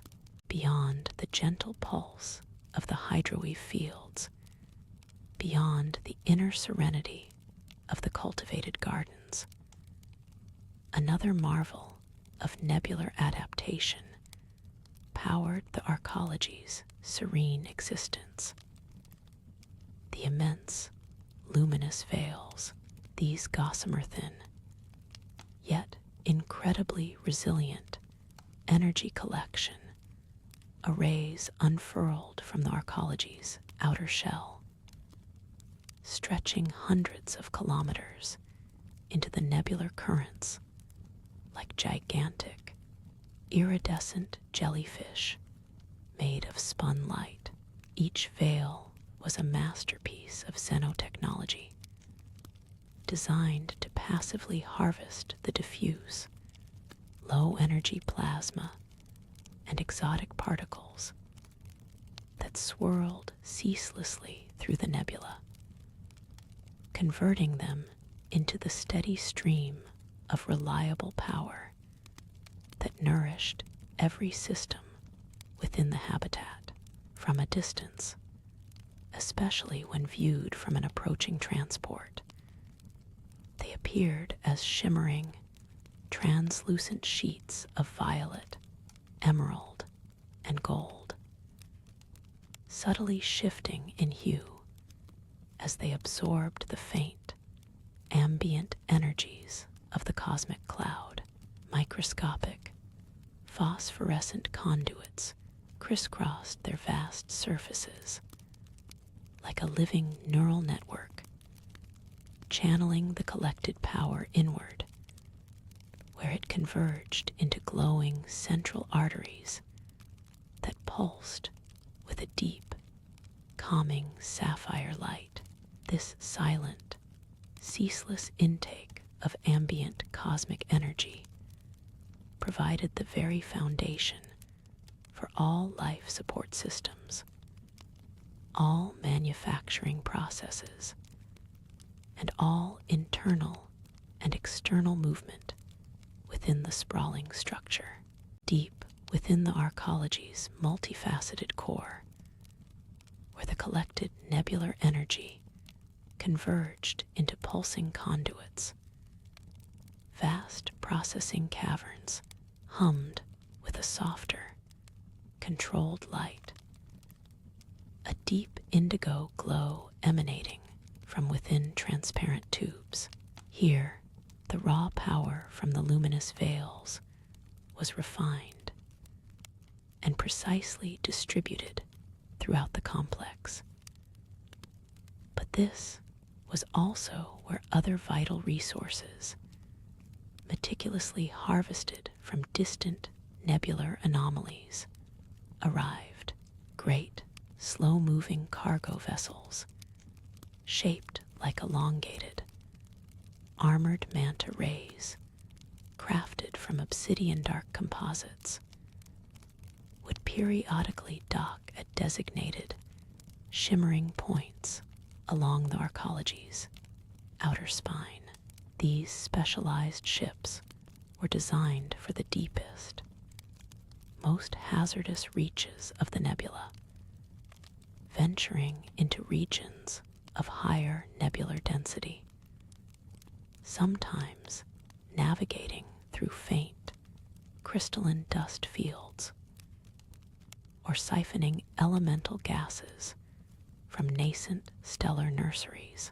They returned laden with rare metallic aerosols, precious silicate microdust, and volatile compounds, all essential for the arcology's continuous self-repair, expansion, and the creation of new technologies.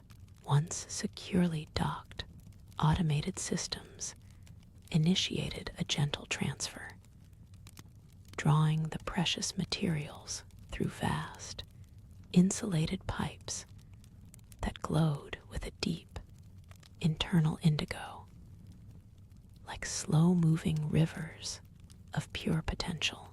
Further away from the industrious, low hum of the processing hubs, yet still deeply intertwined with the arcology's lifeblood, lay the skyglass atriums. These were not merely communal spaces.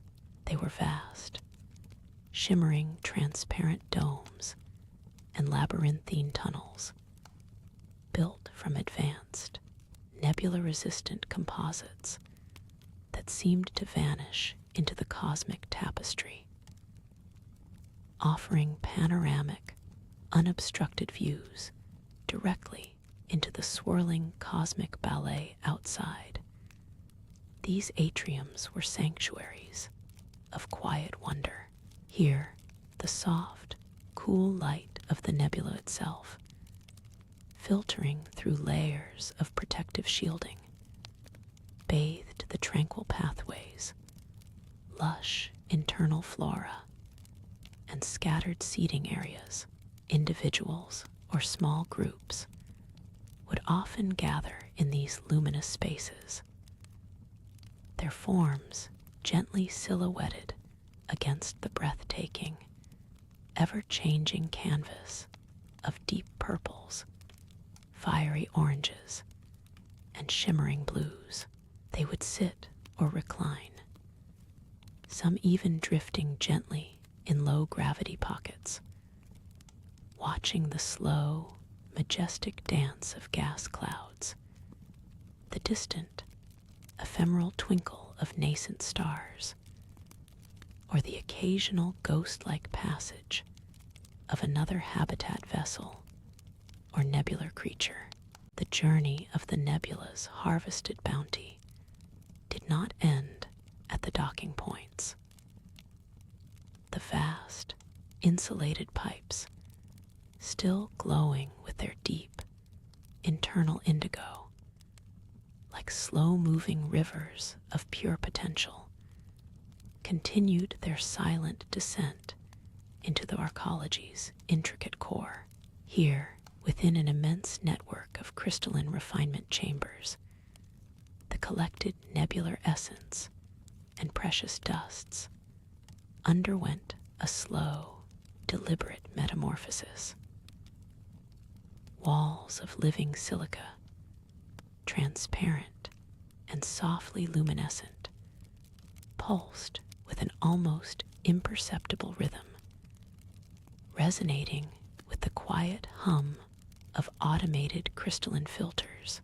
These intricate systems meticulously sorted each incoming particle, separating the shimmering silicate microdust, destined for structural reinforcement, from the rare metallic aerosols that would become the sinews of new technologies.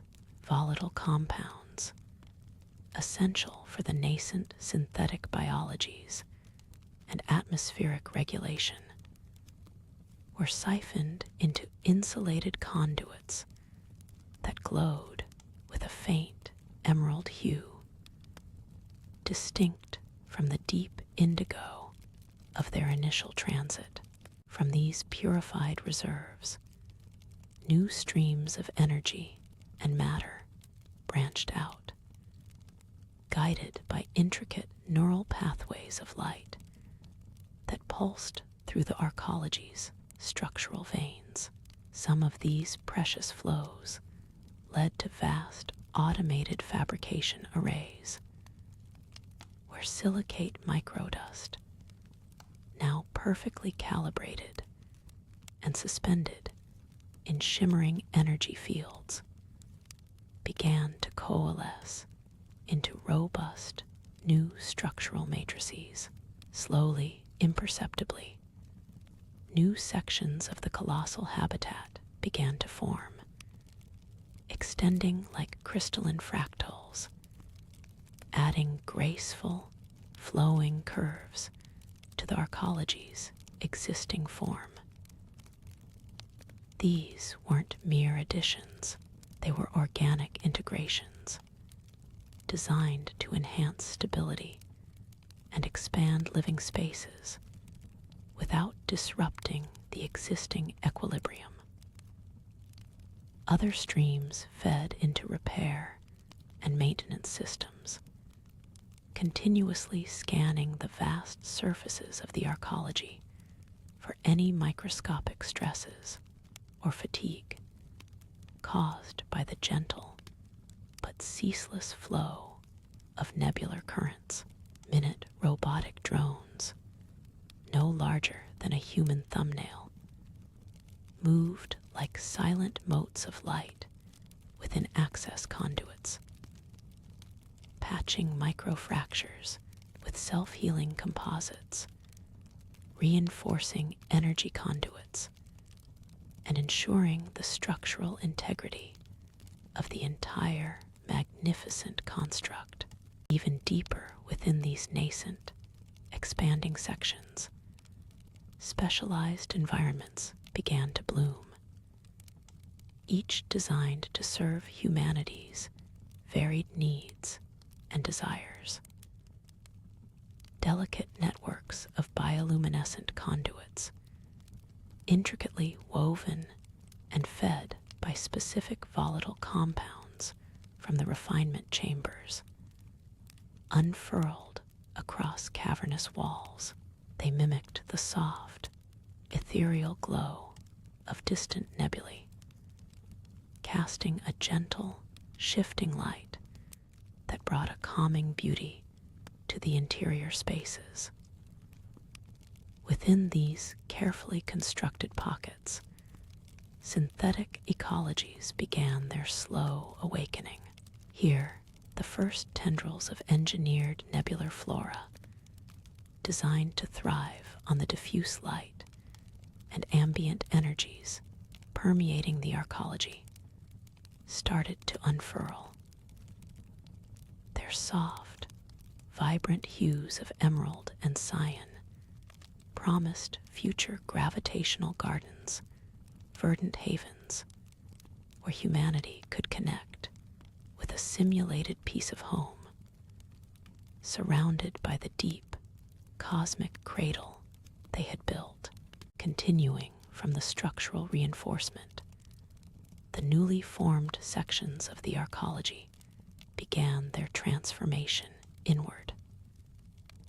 Within the nascent crystalline frameworks, complex atmospheric processors activated, drawing in purified nebular gases and gently tempering them into breathable air, soft, ambient light, harvested directly from the nebula's distant luminescence and channeled through fiber optic veins embedded in the walls, began to pulse within the empty chambers.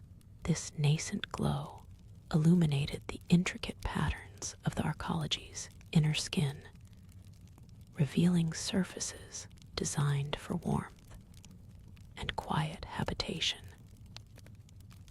Automated systems initiated slow-release nutrient mists, preparing the way for the delicate biospheres that would soon follow, a silent promise of life amidst the cosmic dust.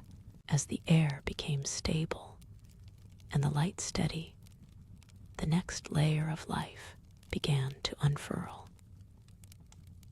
Microscopic biosculptors, guided by an overarching intelligence, wove delicate vascular networks across the inner surfaces, preparing for the integration of flora. These weren't merely functional veins, but conduits that would carry life-giving nutrients and energy, gently pulsing with faint, internal bioluminescence. In central communal areas, larger, shimmering growth fields unfurled, their surfaces designed to cradle the first seeds of the arcology's internal ecosystems.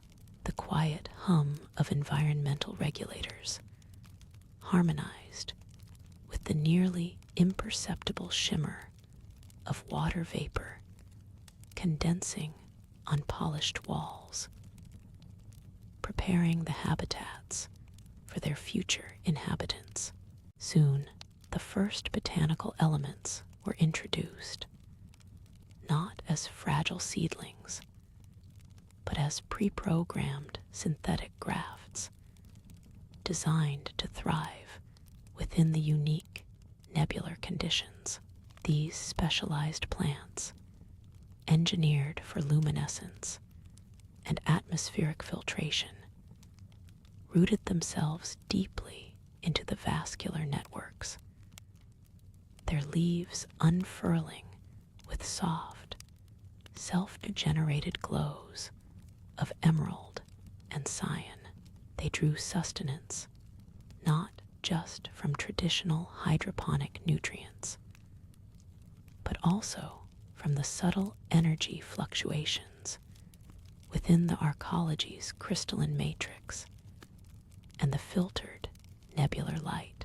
These gravitational gardens, as they would come to be known, began to blossom silently, transforming sterile environments into vibrant, breathable oases, each bloom contributing to the arcology's self-sustaining pulse, a testament to humanity's careful adaptation to its cosmic home. The stars are waiting. If you enjoyed this voyage into tomorrow, subscribe for new journeys every week. With the structural and atmospheric preparations complete, a new era dawned within the arcology's nascent chambers. From specialized biovessels, microscopic spores, and genetically tailored seeds were gently introduced into the shimmering growth fields. These weren't ordinary terrestrial organisms. They were the culmination of generations of bioengineering, crafted to thrive not under the sun's direct gaze, but within the subtle energies of the nebula. They pulsed faintly, almost imperceptibly, as they settled onto the prepared surfaces, absorbing the nutrient mists that permeated the air. Slowly, over measured cycles of calibrated light and gentle atmospheric currents, the first tendrils of life began to unfurl. Fine, translucent filaments stretched across the vascular networks, drawing energy from the bioluminescent conduits embedded in the arcology's walls. As days bled into weeks, marked by the rhythmic cycling of the arcology's internal chronometers, the subtle filigree transformed. The jewel-toned buds slowly opened into intricate, luminescent blossoms, their petals unfurling in slow-motion dances, each revealing a unique geometry adapted to maximize light absorption from the diffused nebular glow. These weren't vibrant explosions of color, but rather soft, internal glows of greens, blues, and purples, echoing the distant nebular hues filtered through the arcology's conduits. The delicate scent deepened, carrying hints of mineral richness and fresh growth. A complex perfume alien to Earth, yet utterly inviting. The growth fields evolved into true gravitational gardens, where specially designed flora grew not just vertically, but in swirling, intricate patterns, sometimes defying conventional gravity with gentle, upward arcs facilitated by localized field emitters. Some plants formed dense, spongy mats of iridescent mosses, cushioning walkways that would soon be traversed by human feet. With the gravitational gardens now a vibrant, thriving reality, the symbiotic relationship between humanity and their engineered ecosystems deepened. The air, once merely purified, now carried the subtle, revitalizing essence of living growth, a testament to the thousands of bioluminescent flora working tirelessly, small, non-sentient biolumifiers, engineered to mimic nebular-dwelling microbes, pulsed within the deeper root systems and nutrient pools, further enhancing the arcology's internal light and nutrient cycling. They were the unseen custodians, silently maintaining the delicate balance of the self-sustaining environment. These living systems were more than just decorative. They were intricately woven into the arcology's very lifeblood. The soft, iridescent mosses indeed offered a gentle cushion. Footfalls were barely audible as the first inhabitants of the arcology stepped onto these living pathways. They moved with a quiet reverence, their senses attuned to the subtle symphony of growth. Luminescent blossoms, now fully unfurled, cast a gentle glow on their faces, revealing expressions of wonder and quiet satisfaction. The air, purified by the intricate biological filtration systems, carried the fresh, earthy scent of alien flora, mingled with a faint, clean ozone. This was a home, not just a habitat. Beyond the initial pathways, the gravitational gardens expanded into tiered cultivation zones, where specialized crops rotated under programmable light cycles.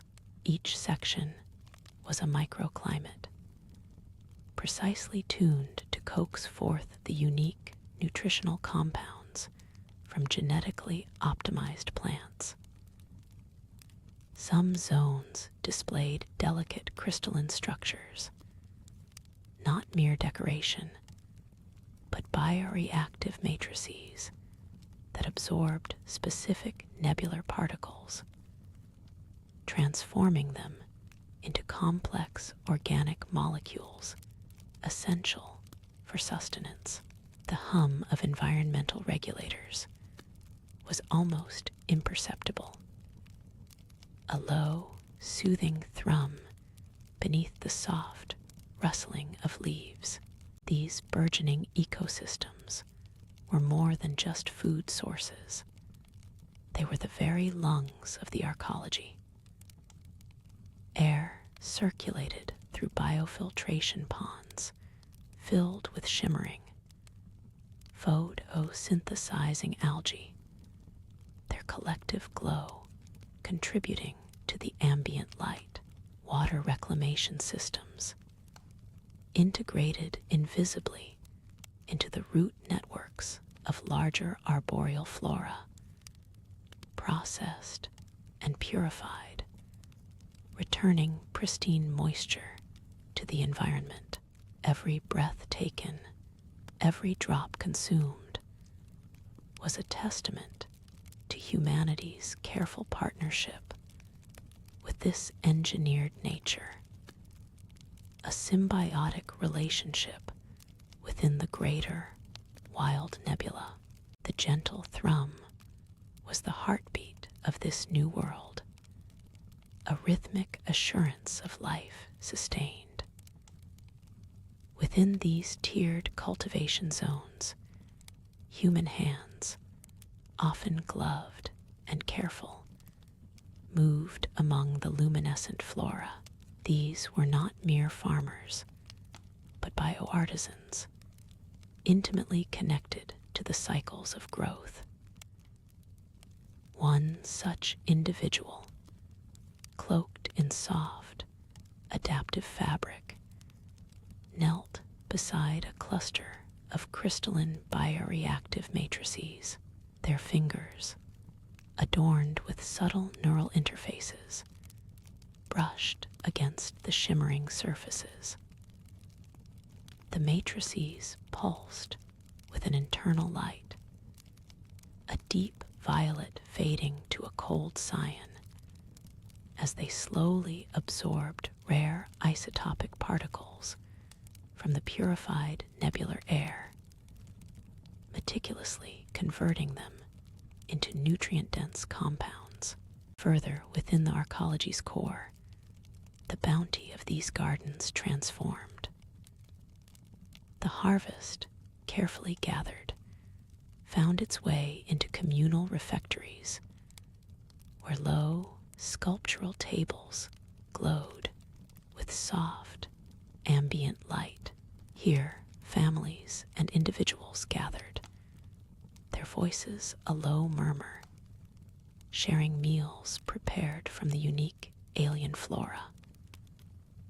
Plates held vibrant, bioengineered produce, succulent, deep blue tubers that tasted faintly of distant ocean breezes, emerald green spirals that offered a satisfying crunch, and delicate, pearl-like fruits that dissolved on the tongue with a burst of sweet, tart energy.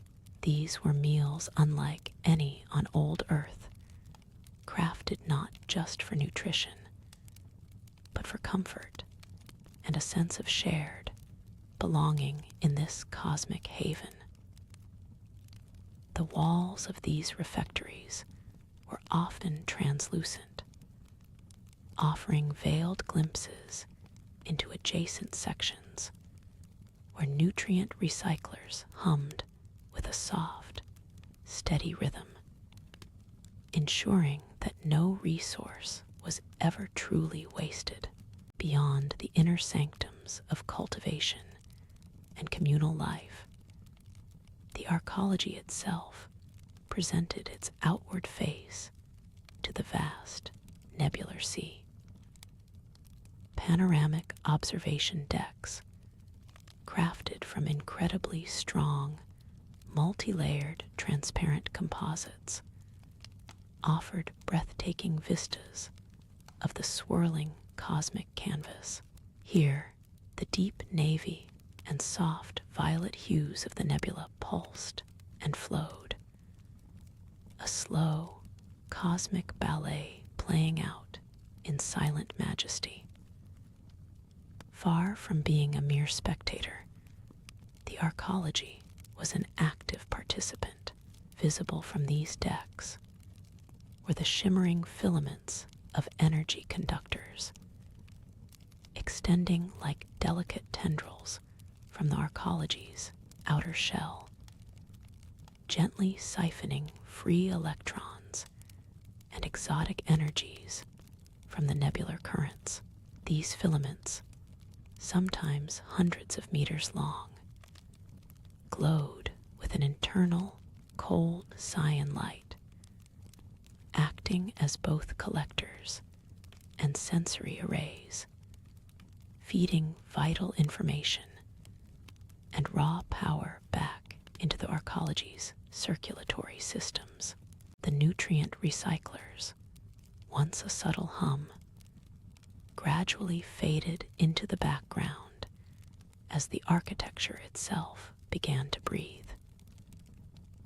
Beyond the communal refectories, the arcology unfolded into vast, tiered sections, each designed with a specific purpose, yet all interwoven by the same living systems.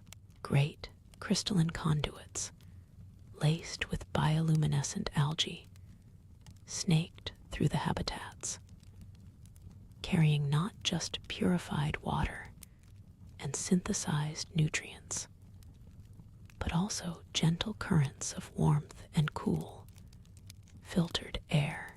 These were the true arteries of this new civilization, silent and efficient, their internal light a soft, pulsing rhythm that mirrored the deep violet and cold cyan of the bioreactive matrices.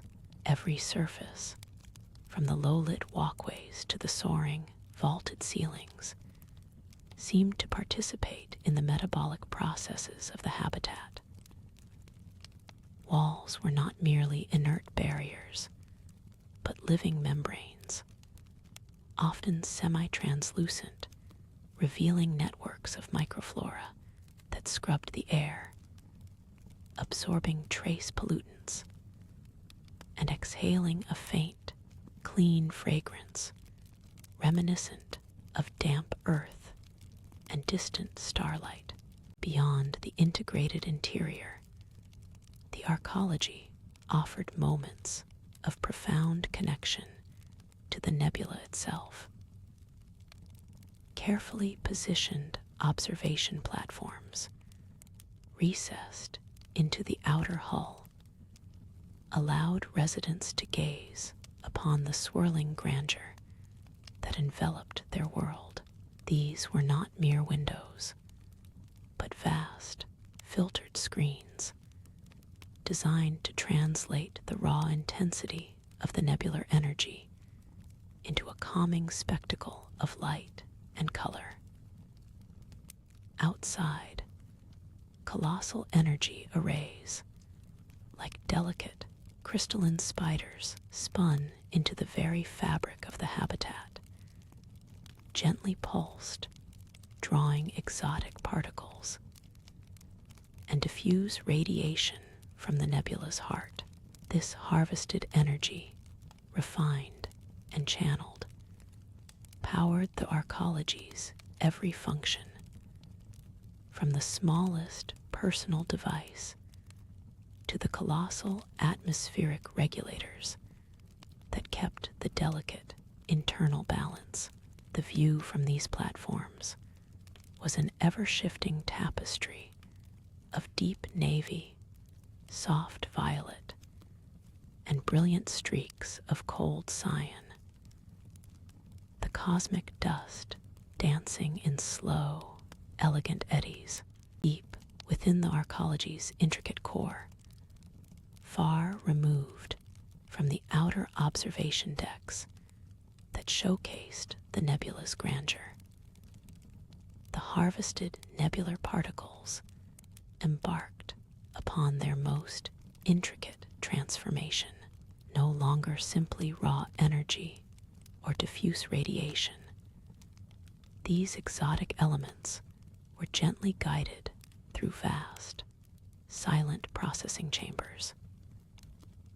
Here, in environments carefully shielded by layers of bioresins and active crystalline filters, the subtle yet essential components of their new world were meticulously extracted. Diffuse hydrogen compounds, rare trace elements, and even the vibrant, ephemeral motes of cosmic dust, often laden with complex organic precursors, were purified, refined, and then recombined with extraordinary precision.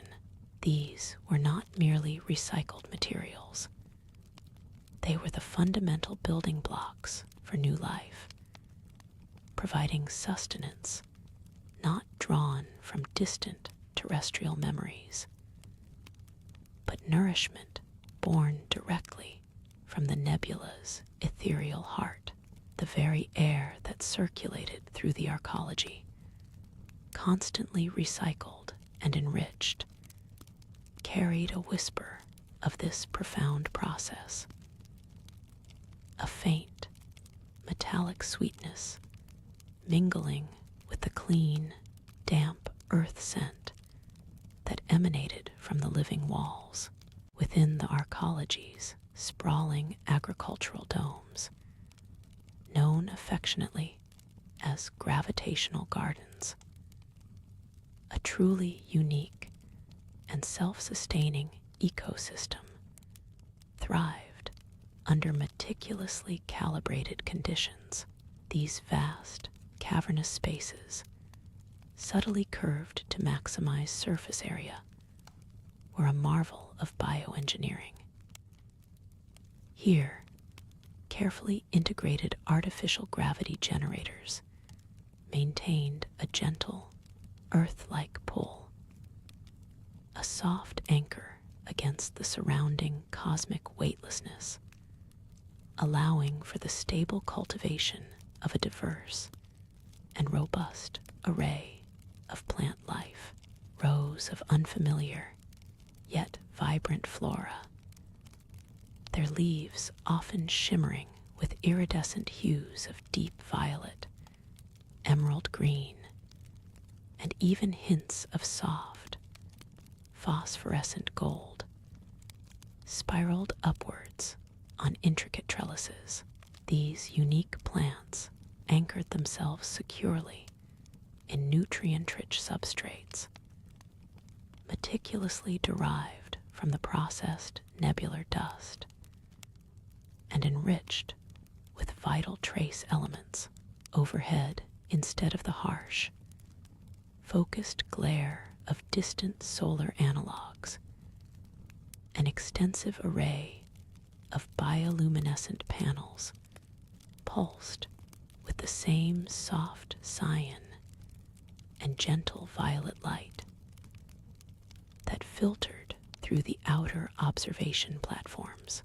In the late cycles, as the arcology's grand internal lighting dimmed to a deep, contemplative twilight, a significant portion of the resident population found solace and connection within these expansive gravitational gardens. It was a common and cherished sight to see individuals or small family units quietly tending to their personal plots, their figures silhouetted gracefully against the mesmerizing, soft, glowing foliage. Children, too, were irresistibly drawn to these vibrant spaces, learning the delicate art of cultivation and gaining a profound, direct understanding of where their sustenance truly came from. Their soft laughter and inquisitive whispers, echoing gently against the vaulted, dome-like ceilings, were a rare and precious sound in the vast silence of space, a vibrant testament to life flourishing in the very heart of a cosmic cloud. These communal gardens were undeniably more than just efficient food sources. They served as vital social hubs, cherished places for quiet contemplation, and natural gathering points for sharing stories under the soothing, ever-present bioluminescent canopy. The tactile act of gently tilling the nutrient-rich, dark substrate, of carefully pruning a glowing vine that seemed to pulse with its own internal light, or of harvesting a cluster of sweet, jewel-toned nebular berries, was a profoundly grounding ritual for many. The soft glow was not merely aesthetic, it was life itself, a carefully modulated spectrum that coaxed growth from the nebular-born flora. Robotic drones, no larger than a child's hand, moved with silent grace among the iridescent stalks, their delicate manipulators pruning a stray leaf or monitoring the precise nutrient uptake. These tiny guardians ensured the delicate balance of the gravitational gardens, their gentle hum barely audible above the faint rustle of leaves, and the distant, almost imperceptible thrum of the arcology's life support systems. The air, enriched and purified through layers of biofiltration within the plants themselves, carried the complex fragrance of damp earth, blooming alien blossoms, and a subtle mineral tang, a testament to the efficient alchemy performed within these cultivated spaces. Beyond mere sustenance, these gardens were also sanctuaries, pathways of compacted, nebular-derived soil wound gently between spiraling trellises, inviting quiet contemplation.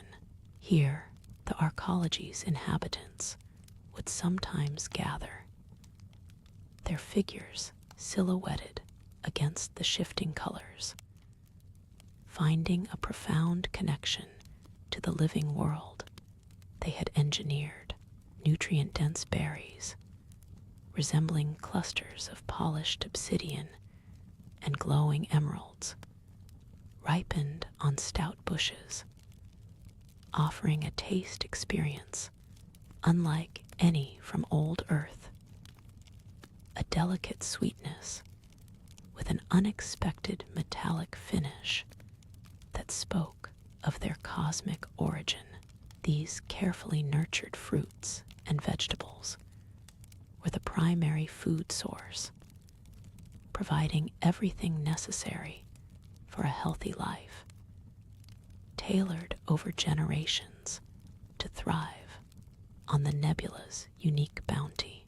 The water for these abundant gardens, and indeed for all arcology life, flowed from deep within captured nebular ice formations, processed and continuously recycled through a closed-loop system that minimized waste to an astonishing degree.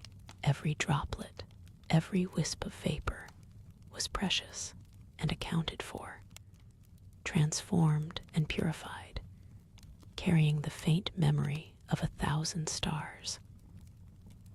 Energy for the artificial gravity, the bioluminescent panels, and the countless processing units hummed softly, drawn from the ceaseless, majestic flow of the nebula's magnetic currents, harnessed by vast, unseen arrays that pulsed silently on the arcology's exterior.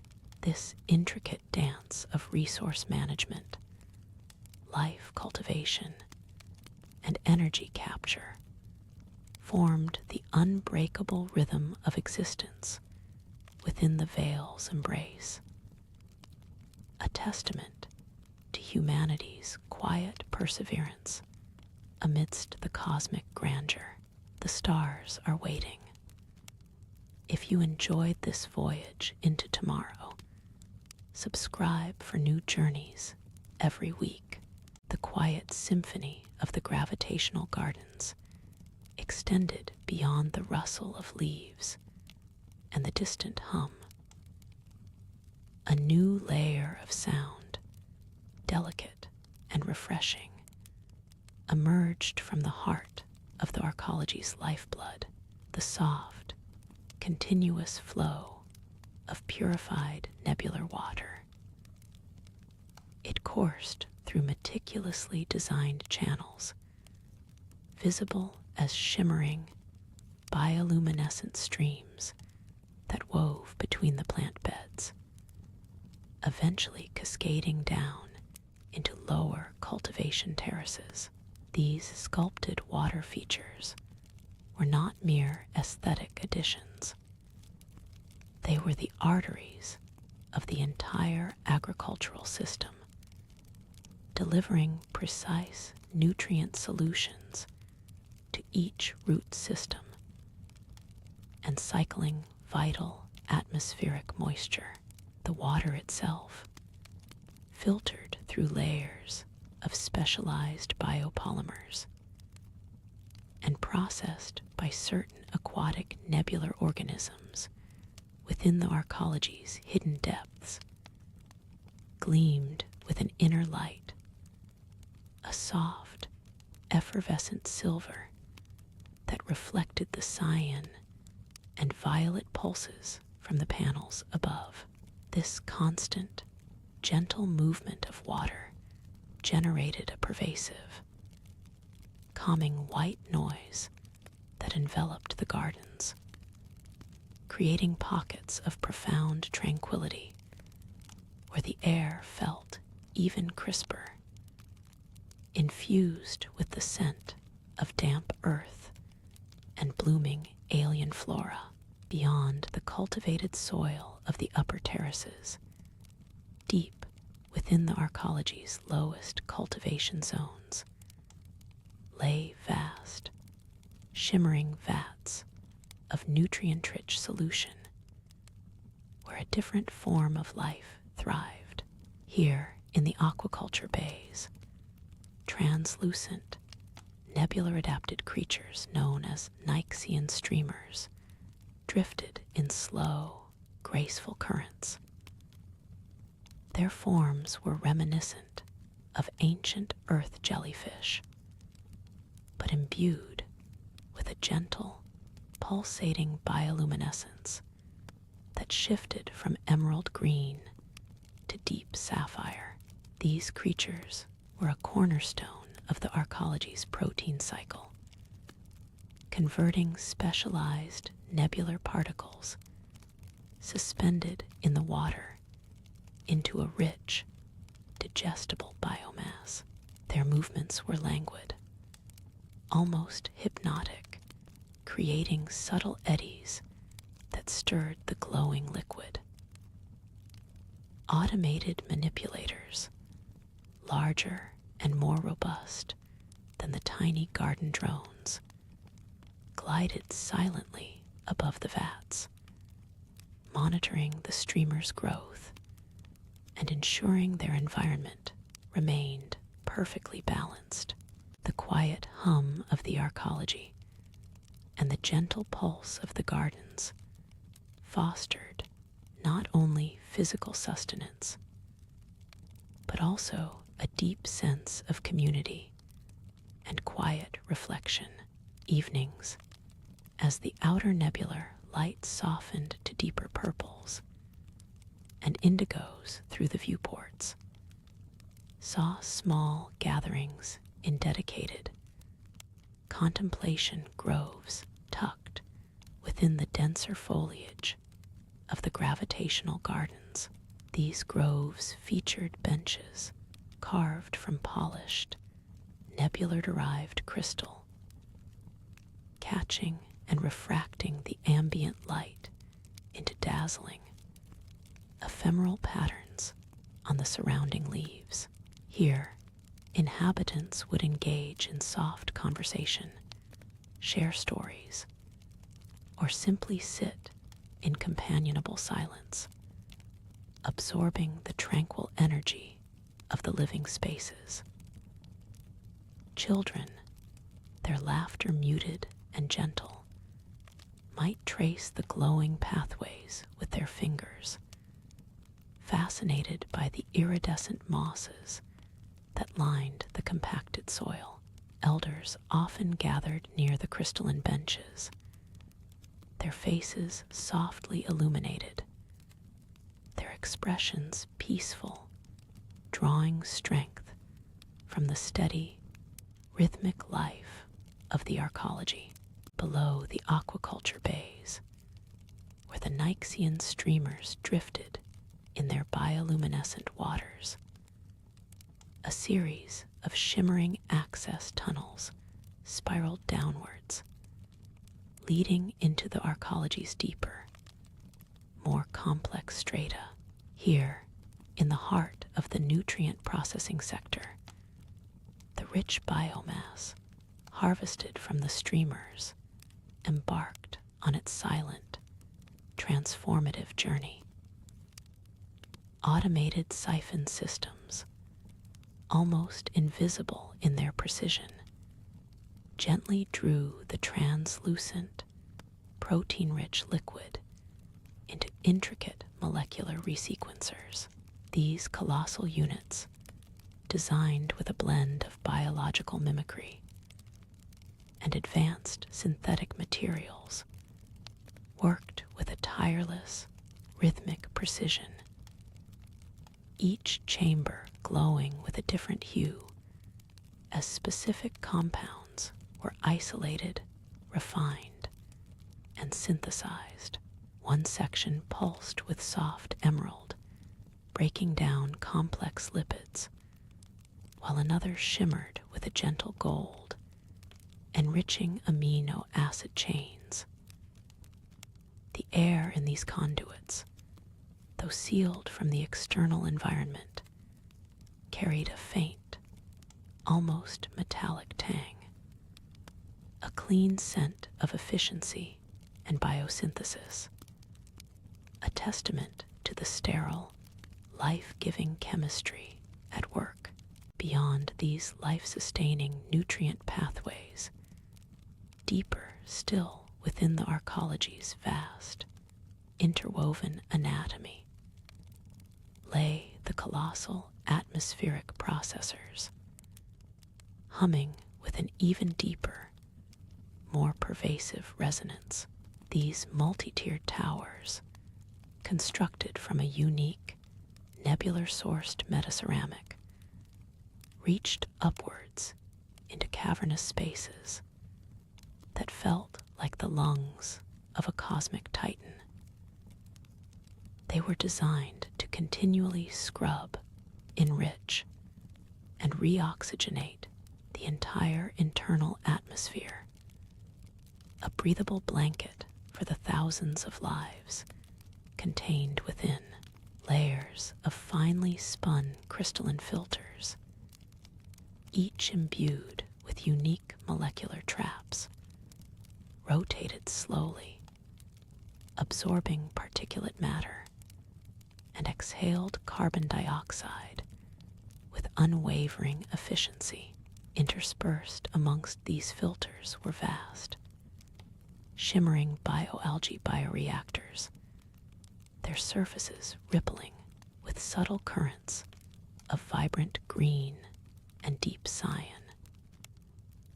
These specialized nebular-adapted algae, genetically engineered for maximum atmospheric exchange, performed their silent, crucial work, releasing fresh, crisp oxygen and absorbing pollutants, maintaining an impeccable, perfectly balanced environment, and fueling these vast, interwoven systems. From the gentle cascade of nutrient-rich water in the gravitational gardens to the powerful purifiers of the air and the subtle warmth of the residential zones, was the arcology's core energy nexus. Deep within the arcology's heavily shielded central column, buried beneath layers of inert shielding materials and reinforced structural braces, lay the heart of its power. Here, colossal nebular energy collectors, designed with intricate, almost organic geometries, extended unseen tendrils into the surrounding cloud, passively harvesting exotic particles and electromagnetic currents directly from the nebula's dynamic flow.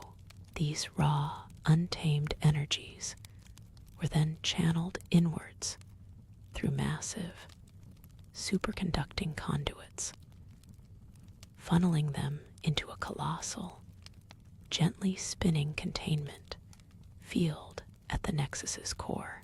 Within this field, controlled by ancient, quantum-entangled processors, the turbulent cosmic energies were tamed and transformed into stable, usable power, distributed across the entire arcology. The Nexus chamber itself was a spectacle of contained, immense force, a central sphere of pulsing violet light, vibrant and alive, encased within an intricate, almost delicate, web of superconducting conduits that pulsed with fainter, synchronized light beyond the ceaseless hum of the atmospheric processors. Along corridors lined with muted, pearlescent panels, the arcology unfolded into realms dedicated solely to sustenance. Here, gravity fields, carefully calibrated and subtly modulated, created microenvironments where life could flourish as if under a gentle sun. These were the gravitational gardens, vast, terraced expanses where Earth-analogous soils, synthesized from nebular silicates and organic compounds, nourished genetically adapted flora. Imagine ascending slowly through these multi-tiered landscapes, a silent elevator gliding past fields of emerald green, where resilient grains swayed in unseen breezes, their husks shimmering with a faint, internal iridescence. Further up, soft violet vines, robust and quick-growing, scaled intricate lattice structures, bearing nutrient-dense berries that pulsed with a gentle light. The air here was rich, verdant, a clean scent of damp earth and growing things, a profound contrast to the sterile efficiency of the nutrient resequencers. Deeper still, where the natural light from the nebula filtered through crystalline hull sections in muted, ethereal washes, lay the bioluminescent farms. These were not gardens in the traditional sense, but vast, shimmering expanses of cultivated microorganisms and specially engineered flora designed to thrive on the subtle energetic currents of the nebula itself. Imagine entering cavernous spaces where the very air seemed to pulse with gentle, living light. Walls, ceilings, and even the curving floor structures were covered in intricate, bioluminescent mosses and fungi, their surfaces rippling with soft waves of emerald, sapphire, and amethyst glow. Here, specific crops, adapted to photosynthesis without a conventional star, drew energy from nebular radiation, their leaves and fruits emitting a soft, internal radiance. Rows of nutrient-rich fungi, cultivated on intricate molecular scaffolds, pulsed with a rhythmically shifting deep violet, providing essential proteins and complex carbohydrates. The integration of these diverse cultivation methods, from the structured abundance of the gravitational gardens to the ethereal glow of the bioluminescent farms, formed the very heart of the arcology's self-sustaining life. Each system flowed into the next, waste products from one feeding the nutrient cycles of another, creating a truly closed and efficient ecosystem. Imagine walking along quiet, elevated walkways, observing this intricate dance of life and technology. Below, automated delivery conduits, barely audible as they glided, transported harvested produce from the farms to central processing units, where they would be prepared into nourishing meals or refined into the protein-rich liquids that sustained the population. The air, now a harmonious blend of earthy verdure and sweet luminescence, offered a profound sense of peace. Occasionally, a human figure might be seen, not in a role of strenuous labor, but as a tender, an overseer moving with a calm, almost reverent pace amongst the cultivated beds or glowing fungal growths. The vibrant pulse of the bioluminescent farms extended beyond mere sustenance, intertwining with the very breath and sustenance of humanity within the nebula. Imagine the air itself, not merely circulating, but being reborn in an intricate dance with specialized biofilters, an invisible, constant miracle, vast, shimmering tapestries of genetically modified lichen, engineered for optimal gaseous exchange, lined concave walls in dedicated atmospheric processors. These living membranes gently absorbed carbon dioxide, exhaling purified oxygen with a soft, almost imperceptible hum that resonated deep within the habitat's core, a sound like a quiet lullaby of life. Delicate crystalline structures spun from nebular silicates and fused with hydrogel composites collected airborne moisture from the humid biomes, condensing it into trickling streams. These streams flowed silently through intricate capillary networks, feeding into vast, closed-loop aquaponic systems, where schools of specially bred, glow-finned fish swam through nutrient-rich waters. From these vibrant, essential biomes, life flowed outwards, integrating into the residential and communal spaces. Imagine quiet, winding pathways paved with soft, light-absorbing synth rock that meandered through the edges of the gravitational gardens.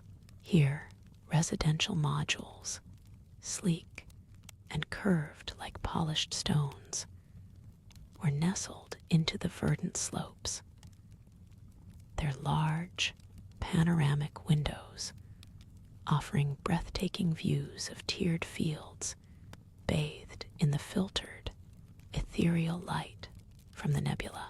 Inside these homes, the air carried a faint, pleasant scent of rich soil and distant, blooming nebular flora, a constant connection to the natural cycles just beyond the glass.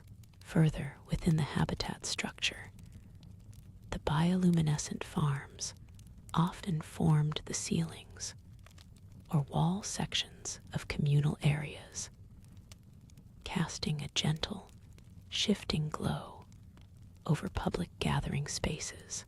Envision a quiet library, its tables and chairs crafted from sustainable biolaminate, bathed in the soft, rhythmic pulsing of sapphire and amethyst light from the living ceiling above. Yet, beneath this visible tapestry of life and light, lay the silent, colossal infrastructure that bound everything together.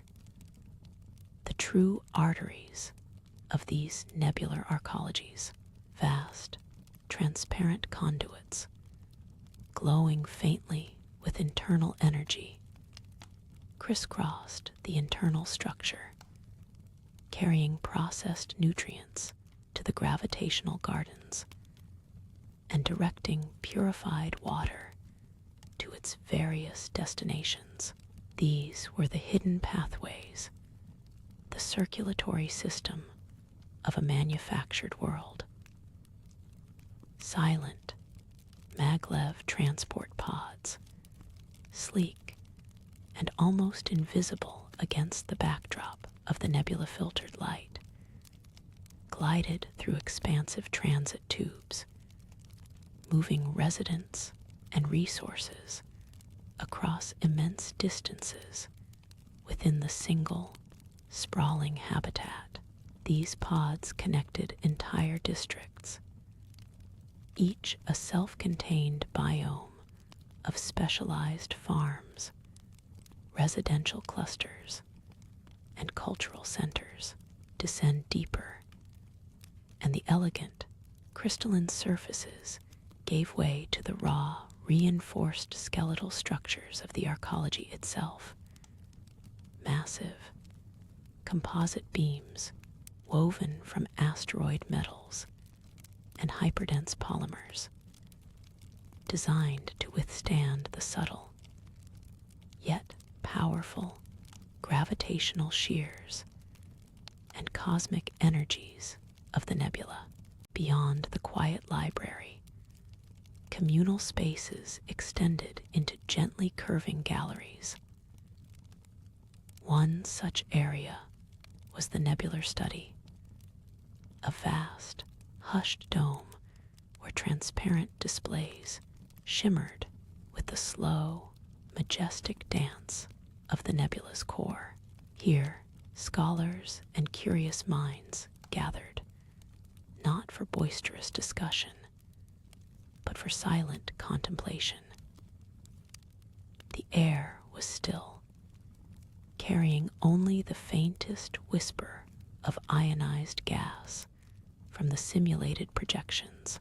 Holographic star charts rotated languidly above polished synth quartz tables, detailing the intricate pathways of nebular currents and the spectral signatures of distant, forming stars.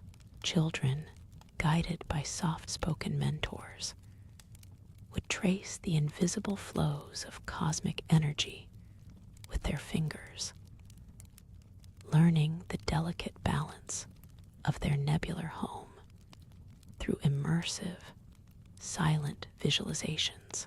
Movement within these sprawling habitats was a study in graceful efficiency. Instead of bustling streets, seamless, automated trams glided through crystalline tunnels, connecting distinct sectors. These silent conveyances moved passengers through pathways lined with living bioluminescent panels that shifted in color from cool cyan to deep amethyst, creating a tranquil, ever-changing light show. As a tram would pass through, the vibrant glow would softly ripple, reflecting on the polished surfaces, casting momentary, dreamlike patterns on the faces of the quietly traveling inhabitants. Peeking through strategically placed transparent sections of the tunnel walls, one could catch fleeting glimpses of the raw, breathtaking nebula itself, a reminder of the colossal cosmic environment encompassing their haven. At the outermost edges of each habitat sphere, nestled between the structural integrity layers and the raw cosmic expanse, were the observation glyphs. These weren't mere windows, but vast, multi-layered energy fields designed to filter the nebula's raw radiation while allowing for breathtaking, uninterrupted views. Here, individuals often sought moments of quiet solitude, gazing out at the slow, majestic currents of dust and gas, the distant gleam of nascent stars, and the subtle, rhythmic pulse of energy veins within the nebular cloud. These ethereal panoramas served as a profound connection to their cosmic home, a reminder of humanity's small, yet thriving, presence within the grandeur of the universe, fostering a deep sense of calm and perspective. The quiet journeys of humanity's resource vessels were another testament to their gentle presence within the nebula. These weren't the roaring, destructive machines of old, but graceful, almost ethereal craft designed with sleek, minimal profiles and powered by silent grav drive technology. They navigated the most volatile currents of ionized gas and cosmic dust, their hulls absorbing the raw energy and exotic particles that swirled through the vast expanse. Their purpose was not extraction in the traditional sense, but a careful, almost symbiotic collection of the nebula's unique offerings. Rare elemental gases, intricate dust compounds, and the ambient electromagnetic energy that pulsed through the cosmic cloud. Each vessel, a beacon of soft, internal light, moved with the deliberate pace of a deep-sea creature, drawing sustenance from its immense, vibrant ocean home, ensuring the continuous flow of life-giving materials back to the arcologies. Back within the colossal arcologies, the collected nebular essence underwent a transformation within silent, gleaming facilities. Here, not with clanking machinery, but with fields of subtle energy and precisely calibrated atomic manipulation, the raw elements were refined, automated conduits, woven into the very structure of the habitat, glowed faintly as they carried streams of purified particles to vast, crystalline bioreactors.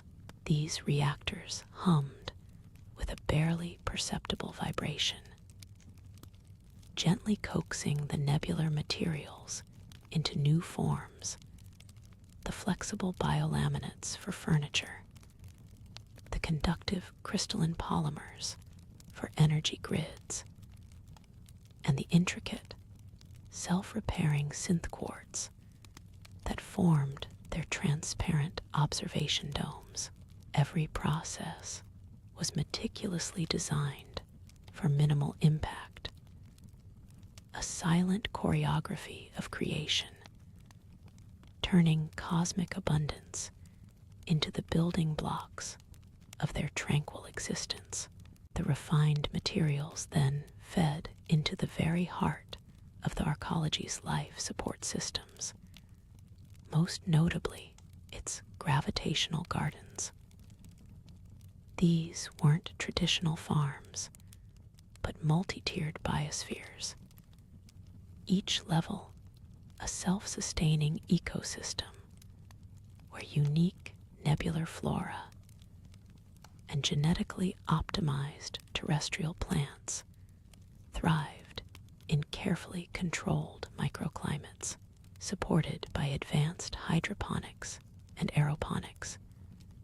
Their roots drank from nutrient-rich mists, while their leaves unfurled towards the soft, rhythmic pulsing of the bioluminescent ceiling panels. These living panels, themselves a product of refined nebular energy and engineered biology, mimicked the distant suns with a gentle, cool cyan and deep amethyst glow, providing the precise spectrum of light required for photosynthesis. The air, perpetually recycled and refreshed, carried the faint, earthy scent of growth and life, a silent testament to humanity's ingenuity in cultivating a verdant sanctuary within the cosmic storm. From these silent refining facilities, the newly formed materials embarked on their next journey. Flexible biolaminates, shimmering with an inner light, were woven into the sinuous curves of the arcology's internal architecture, forming communal spaces that flowed like sculpted light and air, designed for both comfort and aesthetic pleasure. Conductive crystalline polymers, infused with the nebula's ethereal energy, pulsed faintly beneath transparent pathways and integrated conduits, powering every system with a clean, almost imperceptible hum, ensuring seamless operation. The self-repairing synth quartz, strong yet delicate as spun starlight, expanded the vast observation domes and panoramic windows, creating breathtaking panoramas of the swirling cosmic canvas outside, inviting contemplation. These were not rigid, metallic structures, but organic extensions of the nebula itself, breathing with its currents, shimmering with its light, a testament to a new philosophy of integration within these living structures. Entire ecosystems began to flourish, nurtured by the carefully calibrated atmosphere. As these magnificent arcologies swelled, they became more than just habitats. They were living ecosystems, self-contained worlds gently adrift within the nebular currents, each a microcosm of humanity's adaptation. The inhabitants moved with a quiet purpose, their daily routines interwoven with the subtle rhythms of their cosmic home. Education, hubs hummed with the gentle murmur of shared knowledge, where children learned not just about terrestrial history, but about the intricate dance of nebular phenomena and the unique bioforms encountered within the veil, fostering a generation connected to their new universe. Art studios, bathed in shifting spectrums of light, filtered through synth quartz, inspired creations that mirrored the nebula's kaleidoscopic beauty, translating cosmic patterns into intricate sculptures of light and sound, celebrating their unique aesthetic. Central to each arcology's sustained existence were the vast, multi-layered cultivation zones, true gravitational gardens, wonders of bioengineering. Here, not on conventional soil, but in meticulously balanced nutrient solutions flowing through intricate hydroponic systems, an astonishing array of bioengineered flora.